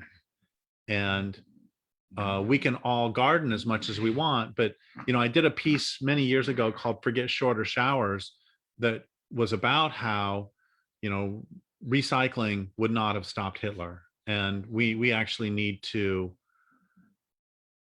And one more thing, which is that there used to be this Derrick Jensen forum. Before, it's still there, and there's still a few people in it, and it's all pretty cool. It used to be a lot bigger before Facebook destroyed all the forums. And one of the threads in there was, "What have you done for your land base this week?" And that thread would constantly disappoint me, because most of what people would write about in there were things like gardening. And gardening is a fine thing, but I think we really need to flip things around and ask what really helps the land base. So what really helps the land base would be stopping a timber sale, would be allowing a forest to come back, allowing a grassland to come back, would be stopping a highway, and putting a garden. I mean, I love gardening, but when I moved to California, before I lived in California, I had ducks and chickens, and I love poultry. I just enjoyed the heck out of them. And when I moved here, I didn't get any because I lived next to a pond and I knew that they would eat the frogs. And so, yeah, I could get eggs from them, but it would be at the cost of the frogs. And I think we need to ask about land base for everything we do. Sorry, I sort of ended with a whimper. One of the concepts that we bring up in the book is ghost acreage. And it's basically the idea that you can look at a city, and so often advocates of green cities and compact cities. This is a really common response to the environmental crisis and to the crisis of urban sprawl. In the United States, an area the size of Washington State has been converted into urban land since 1945. Just an incredible amount of land has been paved over and urbanized in this country, and it just continues. So urban sprawl is a massive problem. And a lot of people's response to that is to say we need to keep our cities really small, keep them tightly packed together, dense, walkable communities, so people don't have to get in cars and go out of the city. We should build vertically in skyscrapers rather than having people spread out horizontally across the landscape. And it sort of makes sense superficially when you think about it. But we examine in the book, we actually go through the research and look at, professors who study urban planning and urban development and run the numbers on these types of things. And they basically find that the most compact, dense, walkable cities in the world don't actually reduce energy consumption. They don't actually reduce material resource consumption compared to, sprawling cities. There's not actually much difference between those two different models. And it's because the fundamental problem is still there. You've got way too many people living in, an ecosystem that simply can't support that many people.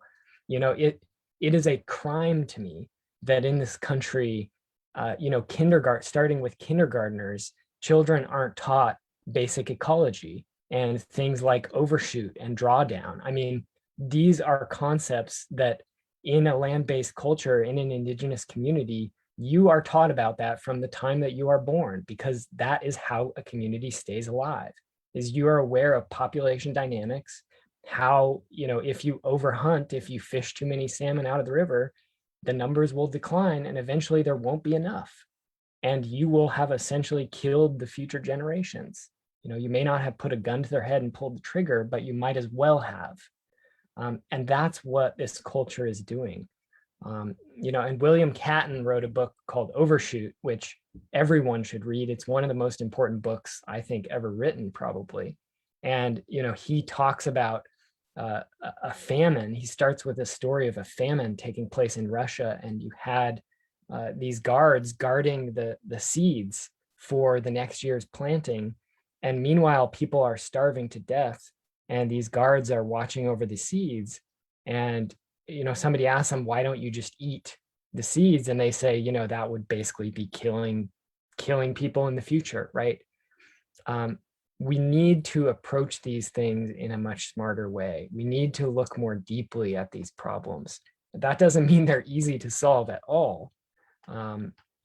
But the reality is, if we're not acknowledging the reality of population overshoot, and if we're not acknowledging the reality of drawdown of the natural world, then we're never going to solve those issues. We have to face the reality, right? We have to face the reality. And, this is all one reason. A couple people asked questions about population. This is all one reason why feminism is such a big part of deep green resistance. For one, because it's the right thing to do, to treat women as human beings, to ensure that they have full political rights, that they're liberated from oppression and violence and all these things. And the reality as well is that, when women are oppressed, one of the main mechanisms of that oppression is women's biology and their ability to have children. That has been weaponized in patriarchy. That has been turned into a battleground. Because children are profitable, frankly. The more kids you have, the more workers you have, the more soldiers you have. When we hear all this about economic growth, it's not just numbers on a spreadsheet. Economic growth in part happens because of population growth.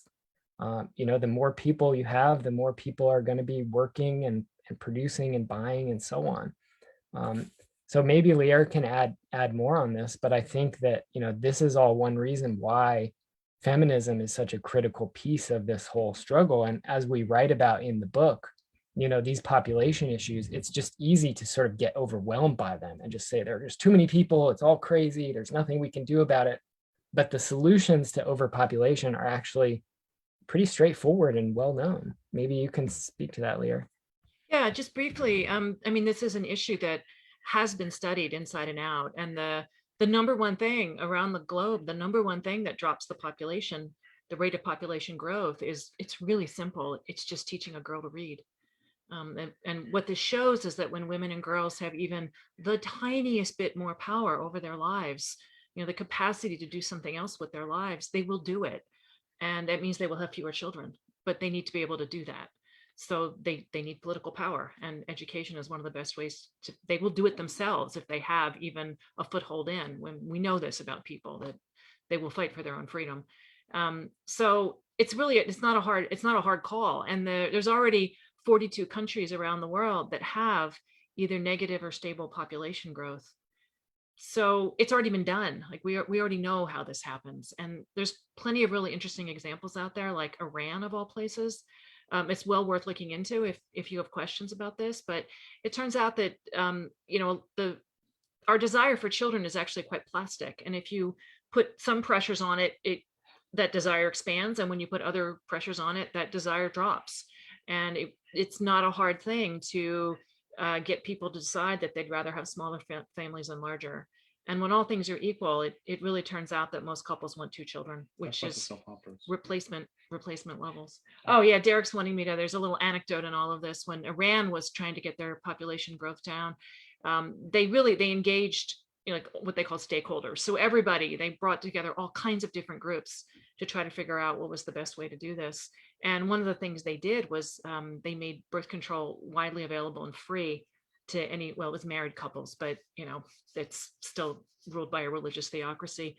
But they wanted everybody to understand birth control and how to get it and how to use it and what your options were. So they had all the media companies that wrote things like soap operas, so sort of the popular kinds of stories that people were watching, and they wrote it into the storylines. So there'd be somebody who was going to get married, and the older women in the family, they'd have a little talk, and it was all in the show. So that birth control became a thing that anybody could hear about, and it was normalized that you would talk about it. And they had billboards and all kinds of fun stuff. So, and it worked. I mean, it was really, and of course they did a whole bunch of stuff to try to get women's literacy up, and it, very quickly they were able to start dropping the population growth, the rate. So this can be done. And it really, what it comes down to is that, around the world, women just don't have that much control over the uses to which men put our bodies. And if women can have that control, even sometimes, it does wonders for the planet. So, I mean, a lot of times this debate it's presented as people versus the planet, and that has never been the case. In fact, it's people plus the planet. It's just everybody has to count as human for this to work. Half the children born every year are either unplanned or unwanted, half. So really all we have to do is give women complete control over their reproductive capacities, and this problem will solve itself. So yeah, it's actually really easy. I mean, all we have to do is defeat the patriarchal theology, defeat the Abrahamic religions, and also capitalism's growth imperative. Because I've been talking about population for decades, and the sort of knee-jerk response of, oh, that means that you hate people, but especially that you hate babies, is just, that's how the first thing's right. You say there's too many people on the planet, so well, you must hate babies. Actually, I do kind of not like babies, except for this really good barbecue sauce out of Kansas City. That's a joke. Anyway, the point is that one reason this comes up so often is because, as you said earlier, a lot of the approaches to overpopulation have been really racist. And a really great example of that is, or classist even more, is because Japan also, whenever there's a country like Russia or Japan achieves a negative birth rate or a negative growth rate, they immediately give them sex holidays and say, go make more babies. And they should be going, wow, that's good on you. Good on you. It's great. And so the point is, there's two things. There's the Abrahamic religions and also capitalism's growth imperative. And it just blows me away that any capitalist can complain about overpopulation, because like what they're really saying is that there's too many poor people. Yeah, I would just add that, it's really easy to get paralyzed with all these issues. I mean, we're talking about some of the biggest problems in the world. And I think it's really important that people recognize that like all of these issues were created by human beings and they can be solved by human beings. And all it takes is, all of us getting off our butts and, finding that being or that place or that issue that we love, that we really care about, and just putting our stake in the ground and saying, this is my fight. This is what I'm going to take on. And I don't think it's any different with the population issue. I personally get kind of frustrated with, when I see things like the voluntary human extinction movement. I don't know any of those people. They might be wonderful people. I might love them if they're watching. I'm sorry if I'm saying something bad about you, but it just is a little frustrating to me, because population is this very real problem, this very real issue that is, in our faces every day. And there are these relatively straightforward, although not easy, solutions. Like, people can get to work in your community right now. You could start working tomorrow on overpopulation issues in your community by working to change, the material conditions, the laws, the cultural ideas, the narratives, the way people look at these things. That's really hard work. Like, that might be your life's work if you're going to take that on, right? It's not easy, but it's like at Thacker Pass. Like, you can look at these issues of the bright green lies and you can say, yeah, that's wrong, it's really horrible and all these things, and you can complain and complain. But what we really need is for everyone to just stand up and say, you know what, I'm sick of this and I'm going to put a stop to it. We're not going to let this happen. We're not going to let these issues continue in this way. So I think with population, it's good that we, and with all these issues, it's good that we remember that we do have power, if we're willing to exercise it, if we're willing to do the work that it takes to exercise our power and to change these things. I want to make a quick public service announcement, which is that I recognize that personal change doesn't equal social change, but I got a vasectomy. This is like I should be a character in an Iranian soap opera.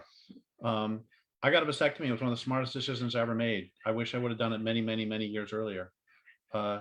It didn't hurt nearly as much as everyone says it will. Okay, folks, keep questions coming if you got some more. We got a little more time. So I have a question that I've always wanted to be asked, but I've not gotten asked. So I want to ask it and then answer it. And you can answer it too. Both of you can answer your versions of it. What is the worst?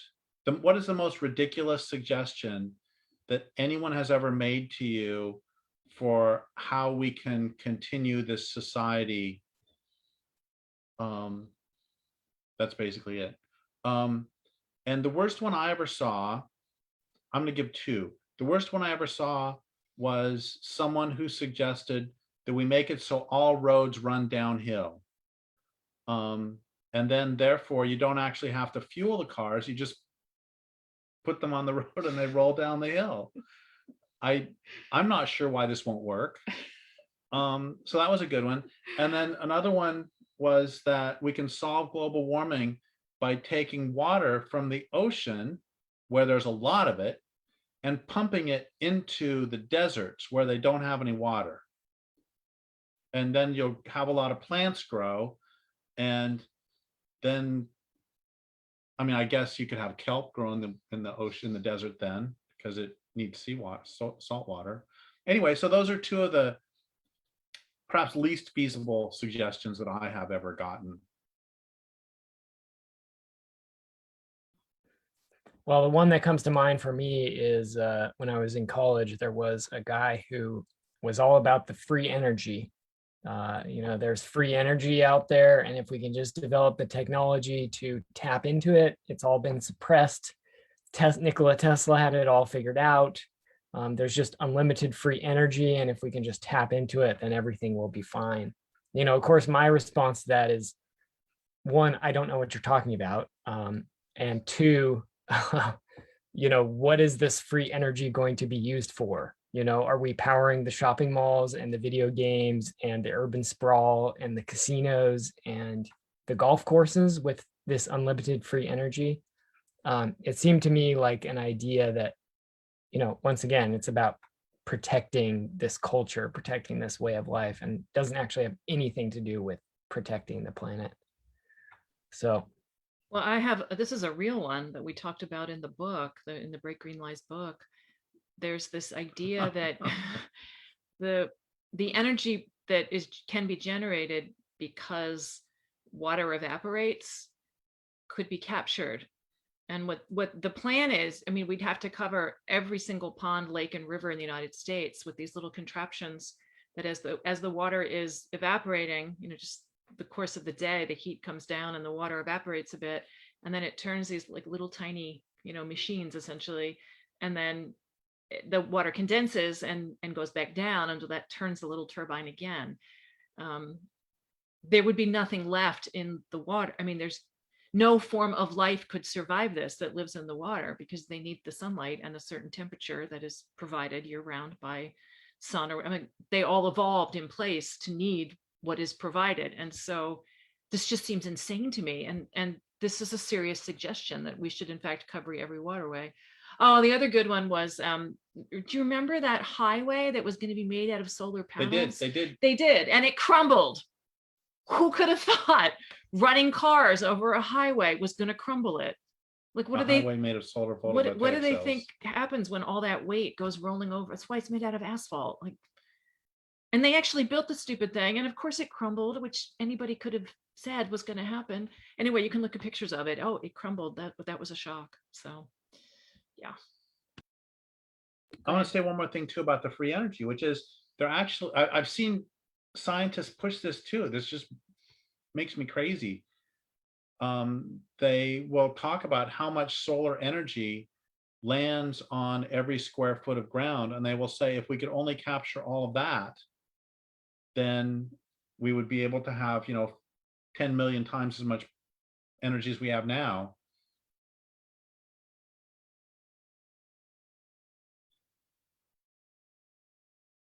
And like, okay, so no plant ever gets any solar energy, and what are you going to eat? I guess the fake burgers made by Bill Gates.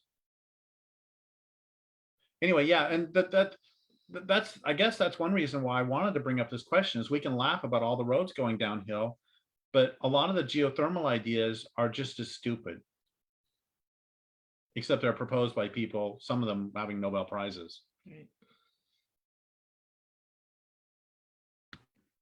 yeah, one of the things that's occurring to me as you talk about this, there was just an article in Al Jazeera the other day that ran the numbers on solar power in the European Union, and they calculated that around 4% of the land mass of Europe is made up of, you know, heavily urbanized areas right now.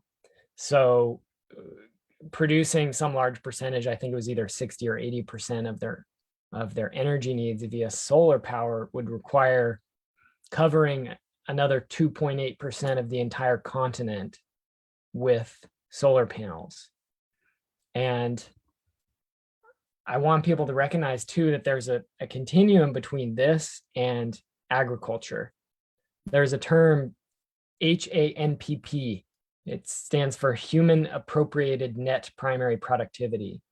And Lierre has written about this incredibly poetically in her book, The Vegetarian Myth, when she writes about agriculture and what industrial agriculture looks like in our world today. Is you take a forest or a grassland, a meadow, you clear every single living thing off of it and you convert it to human use.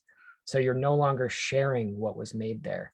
And this term, human appropriated net primary productivity, basically means the solar energy that falls on that land is no longer growing a diversity of plants that support spiders and insects, and that birds, you know, live in and among, and rodents running around, and snakes and hawks and deer and bears, and the whole cycle of life, right? It's no longer that. Every bit of energy basically is going towards human beings. All of that sunlight that used to be shared between all of the creatures there in this dance of life, this, you know, cycling of energy, is now going straight to human beings. And you know, it's really pretty dystopian to me. You know, I don't know if anybody saw the new Blade Runner movie, which I thought was absolutely terrible. I had to stop watching it actually about halfway through. But the beginning of that film, you know, it's this dystopian future, and it's in Southern California, and what you see is solar arrays. So in this case, it's concentrated solar power, basically stretching as far as the eye can see across the Eastern California desert, right? And that is where this culture is headed. That is where we're headed, is, you know, destroy as much land as is necessary to produce as much energy as this culture will demand to power, you know, sports stadiums and YouTube server farms and Bitcoin processing, and, you know, people's ability to take a 2,000-mile round trip plane flight whenever they feel like it. It's kind of absurd. So we got a question here, which is, we're getting towards the end of this, so we'll be wrapping up pretty soon. But this is a good question. How does one respond to an accusation of being a doom and gloomer, as in potentially discouraging people from acting by acknowledging it might be too late to do anything meaningful? Well, it's never too late to do anything meaningful. As long as there is one tree and one wolf and one songbird, they are worth fighting for. I don't think that resistance is filled with doom and gloom. I wake up every morning and I want to fight. So if you love something, it does not lead to doom and gloom. It leads to some passion to try to fight for your beloved. So I don't really get the doom and gloom thing. There is reality, and reality is hard right now. And I understand that it's can be very despairing. We're up against a lot, and there's honestly no human beings that have ever faced this moment before, where every last thing could die. I mean, that's pretty serious. But to get to doom and gloom, you have to believe that there's no reason to fight at all, that it's already a done deal, and it's never over. It's, as long as there's some creature left, whether it's your child, your dog, whatever it is, you know, the thing that you love the most still needs you to fight, and it's worth doing. Otherwise, why are we here? So I don't really get the doom and gloom thing, and I don't know why we're accused of that. We believe very strongly that it's not too late, but even if it was, I would still keep fighting. So I have 3 or 4 responses to this. One of them is, I've forgotten all of them. Okay, one of them is, I read this book a couple years ago called 13 Moons by Charles Frazier, the guy who wrote The Mountain. Dark Mountain. Dark Mountain. No. Doesn't matter. He wrote another book. Cold Mountain? Yes, Cold Mountain. Cold Dark Some Mountain. Anyway, 13 Moons was a love story, 2 love stories really. There was one between the protagonist and a woman, which was okay. But then the other love story, and I would love to interview him to find out how intentional this was, because it was really well done, was a love story between the protagonist and the land. And it was set between 1820 and 1900 in North Carolina. And it was so clear how much the primary character loved the land. And at the beginning of the book, there are still wolves there, and buffalo had just been exterminated. And by the end of the book, the guy is sitting, very old man, sitting next to a railroad track, shooting ineffectively at a train as it goes by every day, carrying tourists west and trees east. The place has been absolutely destroyed. And he has this thing about how when you're an old person, a beautiful, beautiful soliloquy about how when you're old, your parents have died, your lovers have died, your friends have died, and that's part of life. That's just normal. Everybody who makes it to the end has lost everyone you love. But what's not normal, and what we did not, and we evolved with that, what's not normal is to have the land not be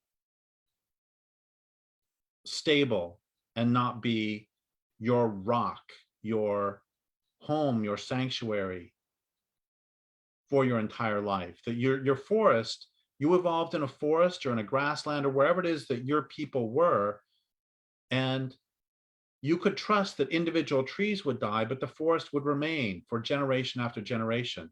The Talawa lived here for 12,000 years, and individuals would lose their loved ones, but the salmon were constant.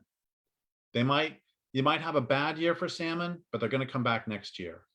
And I was profoundly moved by that we are, I'm saying this because of what you said about we're in a place that no one's ever been. No one has ever had to hold that grief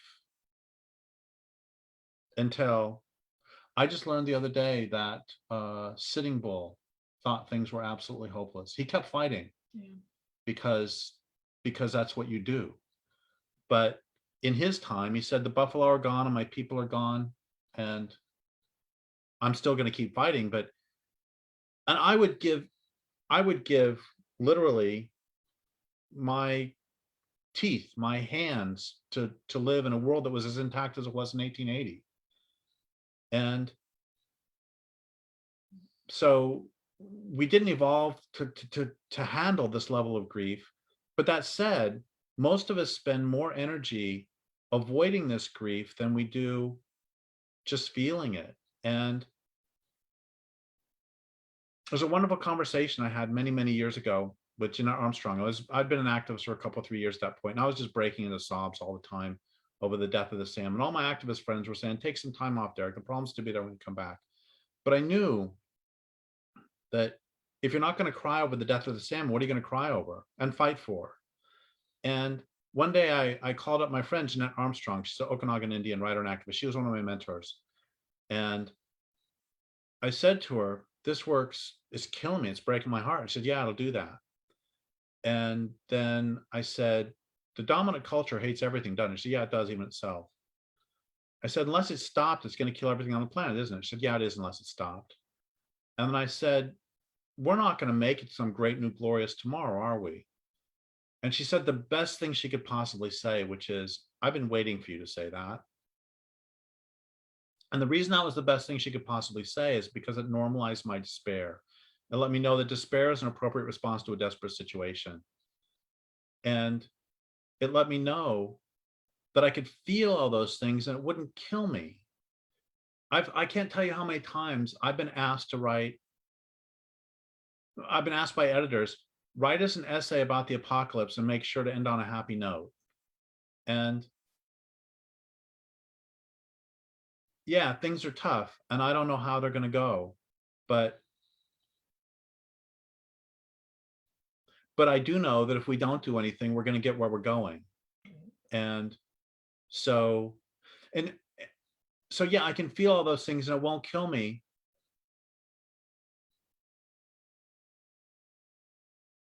And I emerge from this a different person, one who no longer relies on the system and whose loyalty is no longer with the system, but one whose loyalty is with the insect I see flying out there right now, and the trees that are just opening and opening their leaves for the spring. And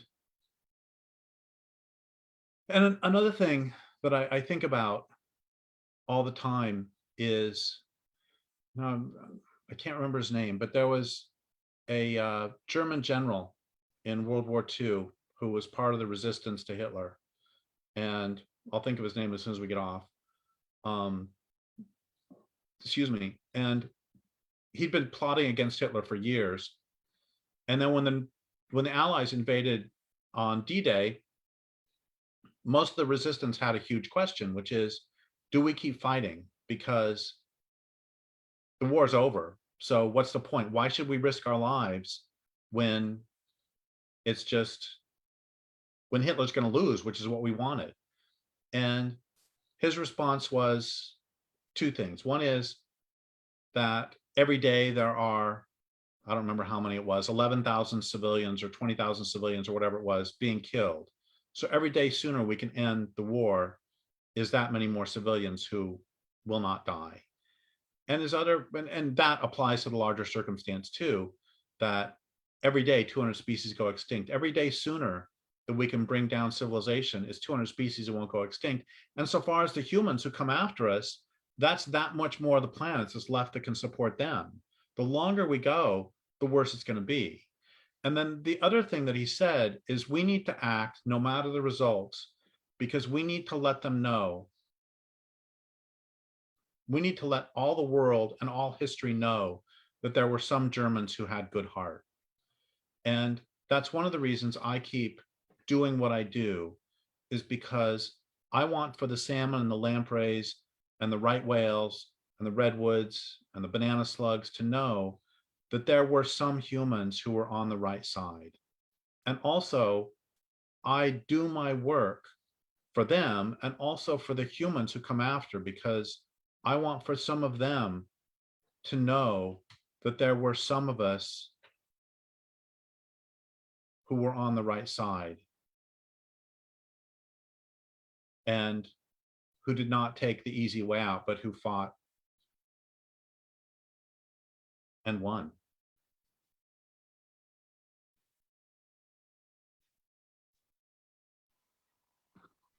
Thank you so much, Derrick, Lierre, and Max. Really uplifting listening to you all speak. For anybody who is interested in buying the book as well, the link is in the chat. And just to mention that the auction and the donation was the Give Butter to donation will still be available for an hour after we finish the event. So please do go along and either put a bid on the auction or else donate if you can. Also, just to announce that Julia Barnes' wonderful documentary, Bright Green Lies, is due to be released on the 22nd of April. The premiere is going to happen online. If you are interested in coming along and watching that amazing film, if you go to brightgreenlies.com, you can register there and get your tickets for the event. It's an absolutely amazing film, and it's going to be so valuable and so worthwhile. So please do go along if you can and get your tickets for the event. I think now we're going to hand over to Derrick for a few final words. I think Derrick's going to read for us again. That's okay, Derrick. Thanks. Yeah, it's fine. Are we supposed to do the trailer before or after me? Oh, sorry, we are. Sorry, it's very late here. I blame being tired. Sorry, yeah, Max is going to play the trailer for Julia's film, Bright Green Lies.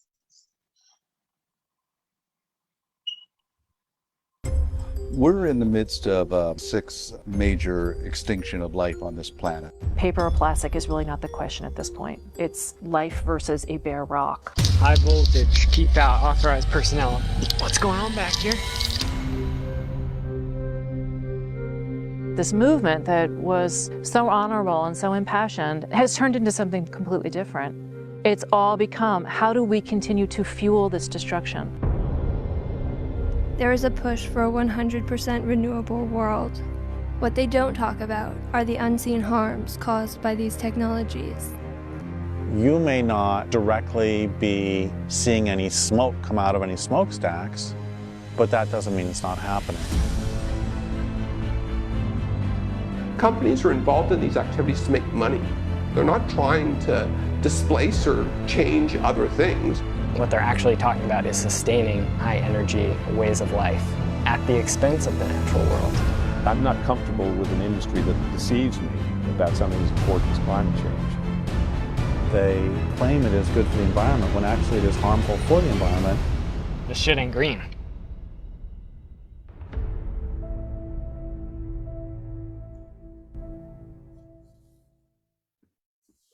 So thank you for that, Max, playing that. Everyone should definitely go out and check out brightgreenlies.com to sign up for the premiere and get more information about the book and the documentary that's coming out. But otherwise, as we come to the close of this big event, I just want to say one more time, thank you so much, everyone, for coming to listen to DGR members talk about what we're doing in our struggle for the living world, to come to hear about our analysis of this so-called green technology movement, to listen to our founders and listen to everyone talk about your questions and kind of talk about these issues. We really hope it's been helpful and edifying for you.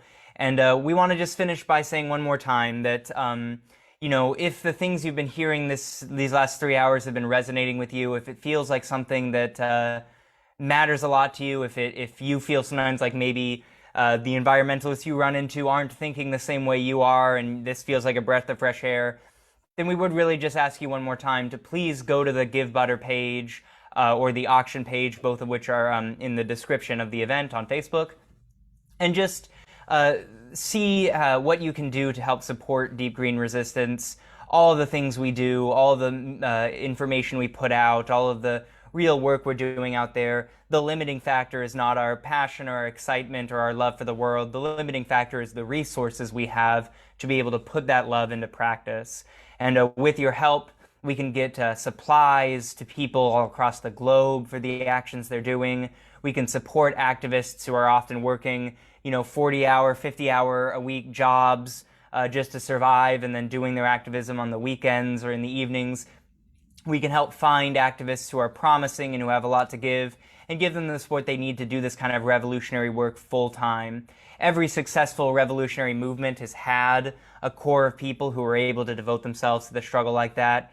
And our goal as we move forward and as DGR continues to expand and become more effective is to be able to have the resources to do that, to be able to aim our organization and our brightest and most promising members towards a situation where they can devote themselves full time to working for the planet and for the non-human and human communities that we love so much on it. So please, if any of this has been valuable or interesting or exciting to you, please go to those pages, the auction or the Give Butter, and donate what you can to help us bring about this kind of vision we have. We've been so successful in so many different ways up until now, and we'd like to just continue doing that and just do bigger and better things as we go on. So with that in mind, and also remember that those pages will also be up for at least an hour after the presentation, but we would really encourage you to go and donate now just to get it done and to kind of close up this event. But now for kind of a closing kind of way to put everything together, I'm going to throw over to Derrick, where he's going to read something from one of his books talking about the beauty and joys of resistance and what we can all do. So thank you from the bottom of my heart, everyone who came to watch and listen. Thank you to everyone who came to talk about what they're doing. Thank you, Max and Derrick and Lierre, for showing up too, to read and speak and share their wisdom. So thank you so much, everybody. One more time, please do go and donate what you can to DGR. See about other ways you can get involved with DGR. Check out our website, check out brightgreenlies.com and all of that. And so now, from me now to Derrick to finish us off, and thank you so much, everyone. You're good. I would like to thank Sue and Max and Jonah and everybody else for making this thing happen and making it run smoothly. I could never have done that. And then I want to close with describing a tradition of the Cheyenne dog soldiers called the picket pin and stake. I wrote about this in Endgame. Before a battle, a few of the bravest Cheyenne dog soldiers will be chosen to wear sashes of tan skins called dog ropes. Attached to each rope was a picket pin, normally used to tether horses. During battle, the pin would be driven into the ground as a mark of resolve. Once the pin was driven, the dog soldier would remain staked to that piece of ground even to his death. Retreat was no longer an option. The pin could only be removed when everyone was again safe or when another dog soldier relieved him of his duty. It is time. I have driven my picket pin. I am staked out and willing to give in no more. Where will you drive your own picket stake? Where will you choose to finally make your stand? Give me a threshold, a specific point at which you finally stop running, at which you'll finally fight back. Stand with me. Stand and fight. I am one. We will be two. Two more might join and we would be four. When four more join, we will be eight. And we'll be 8 people fighting whom others will join. And then more people and more. Stand and fight. Thank you.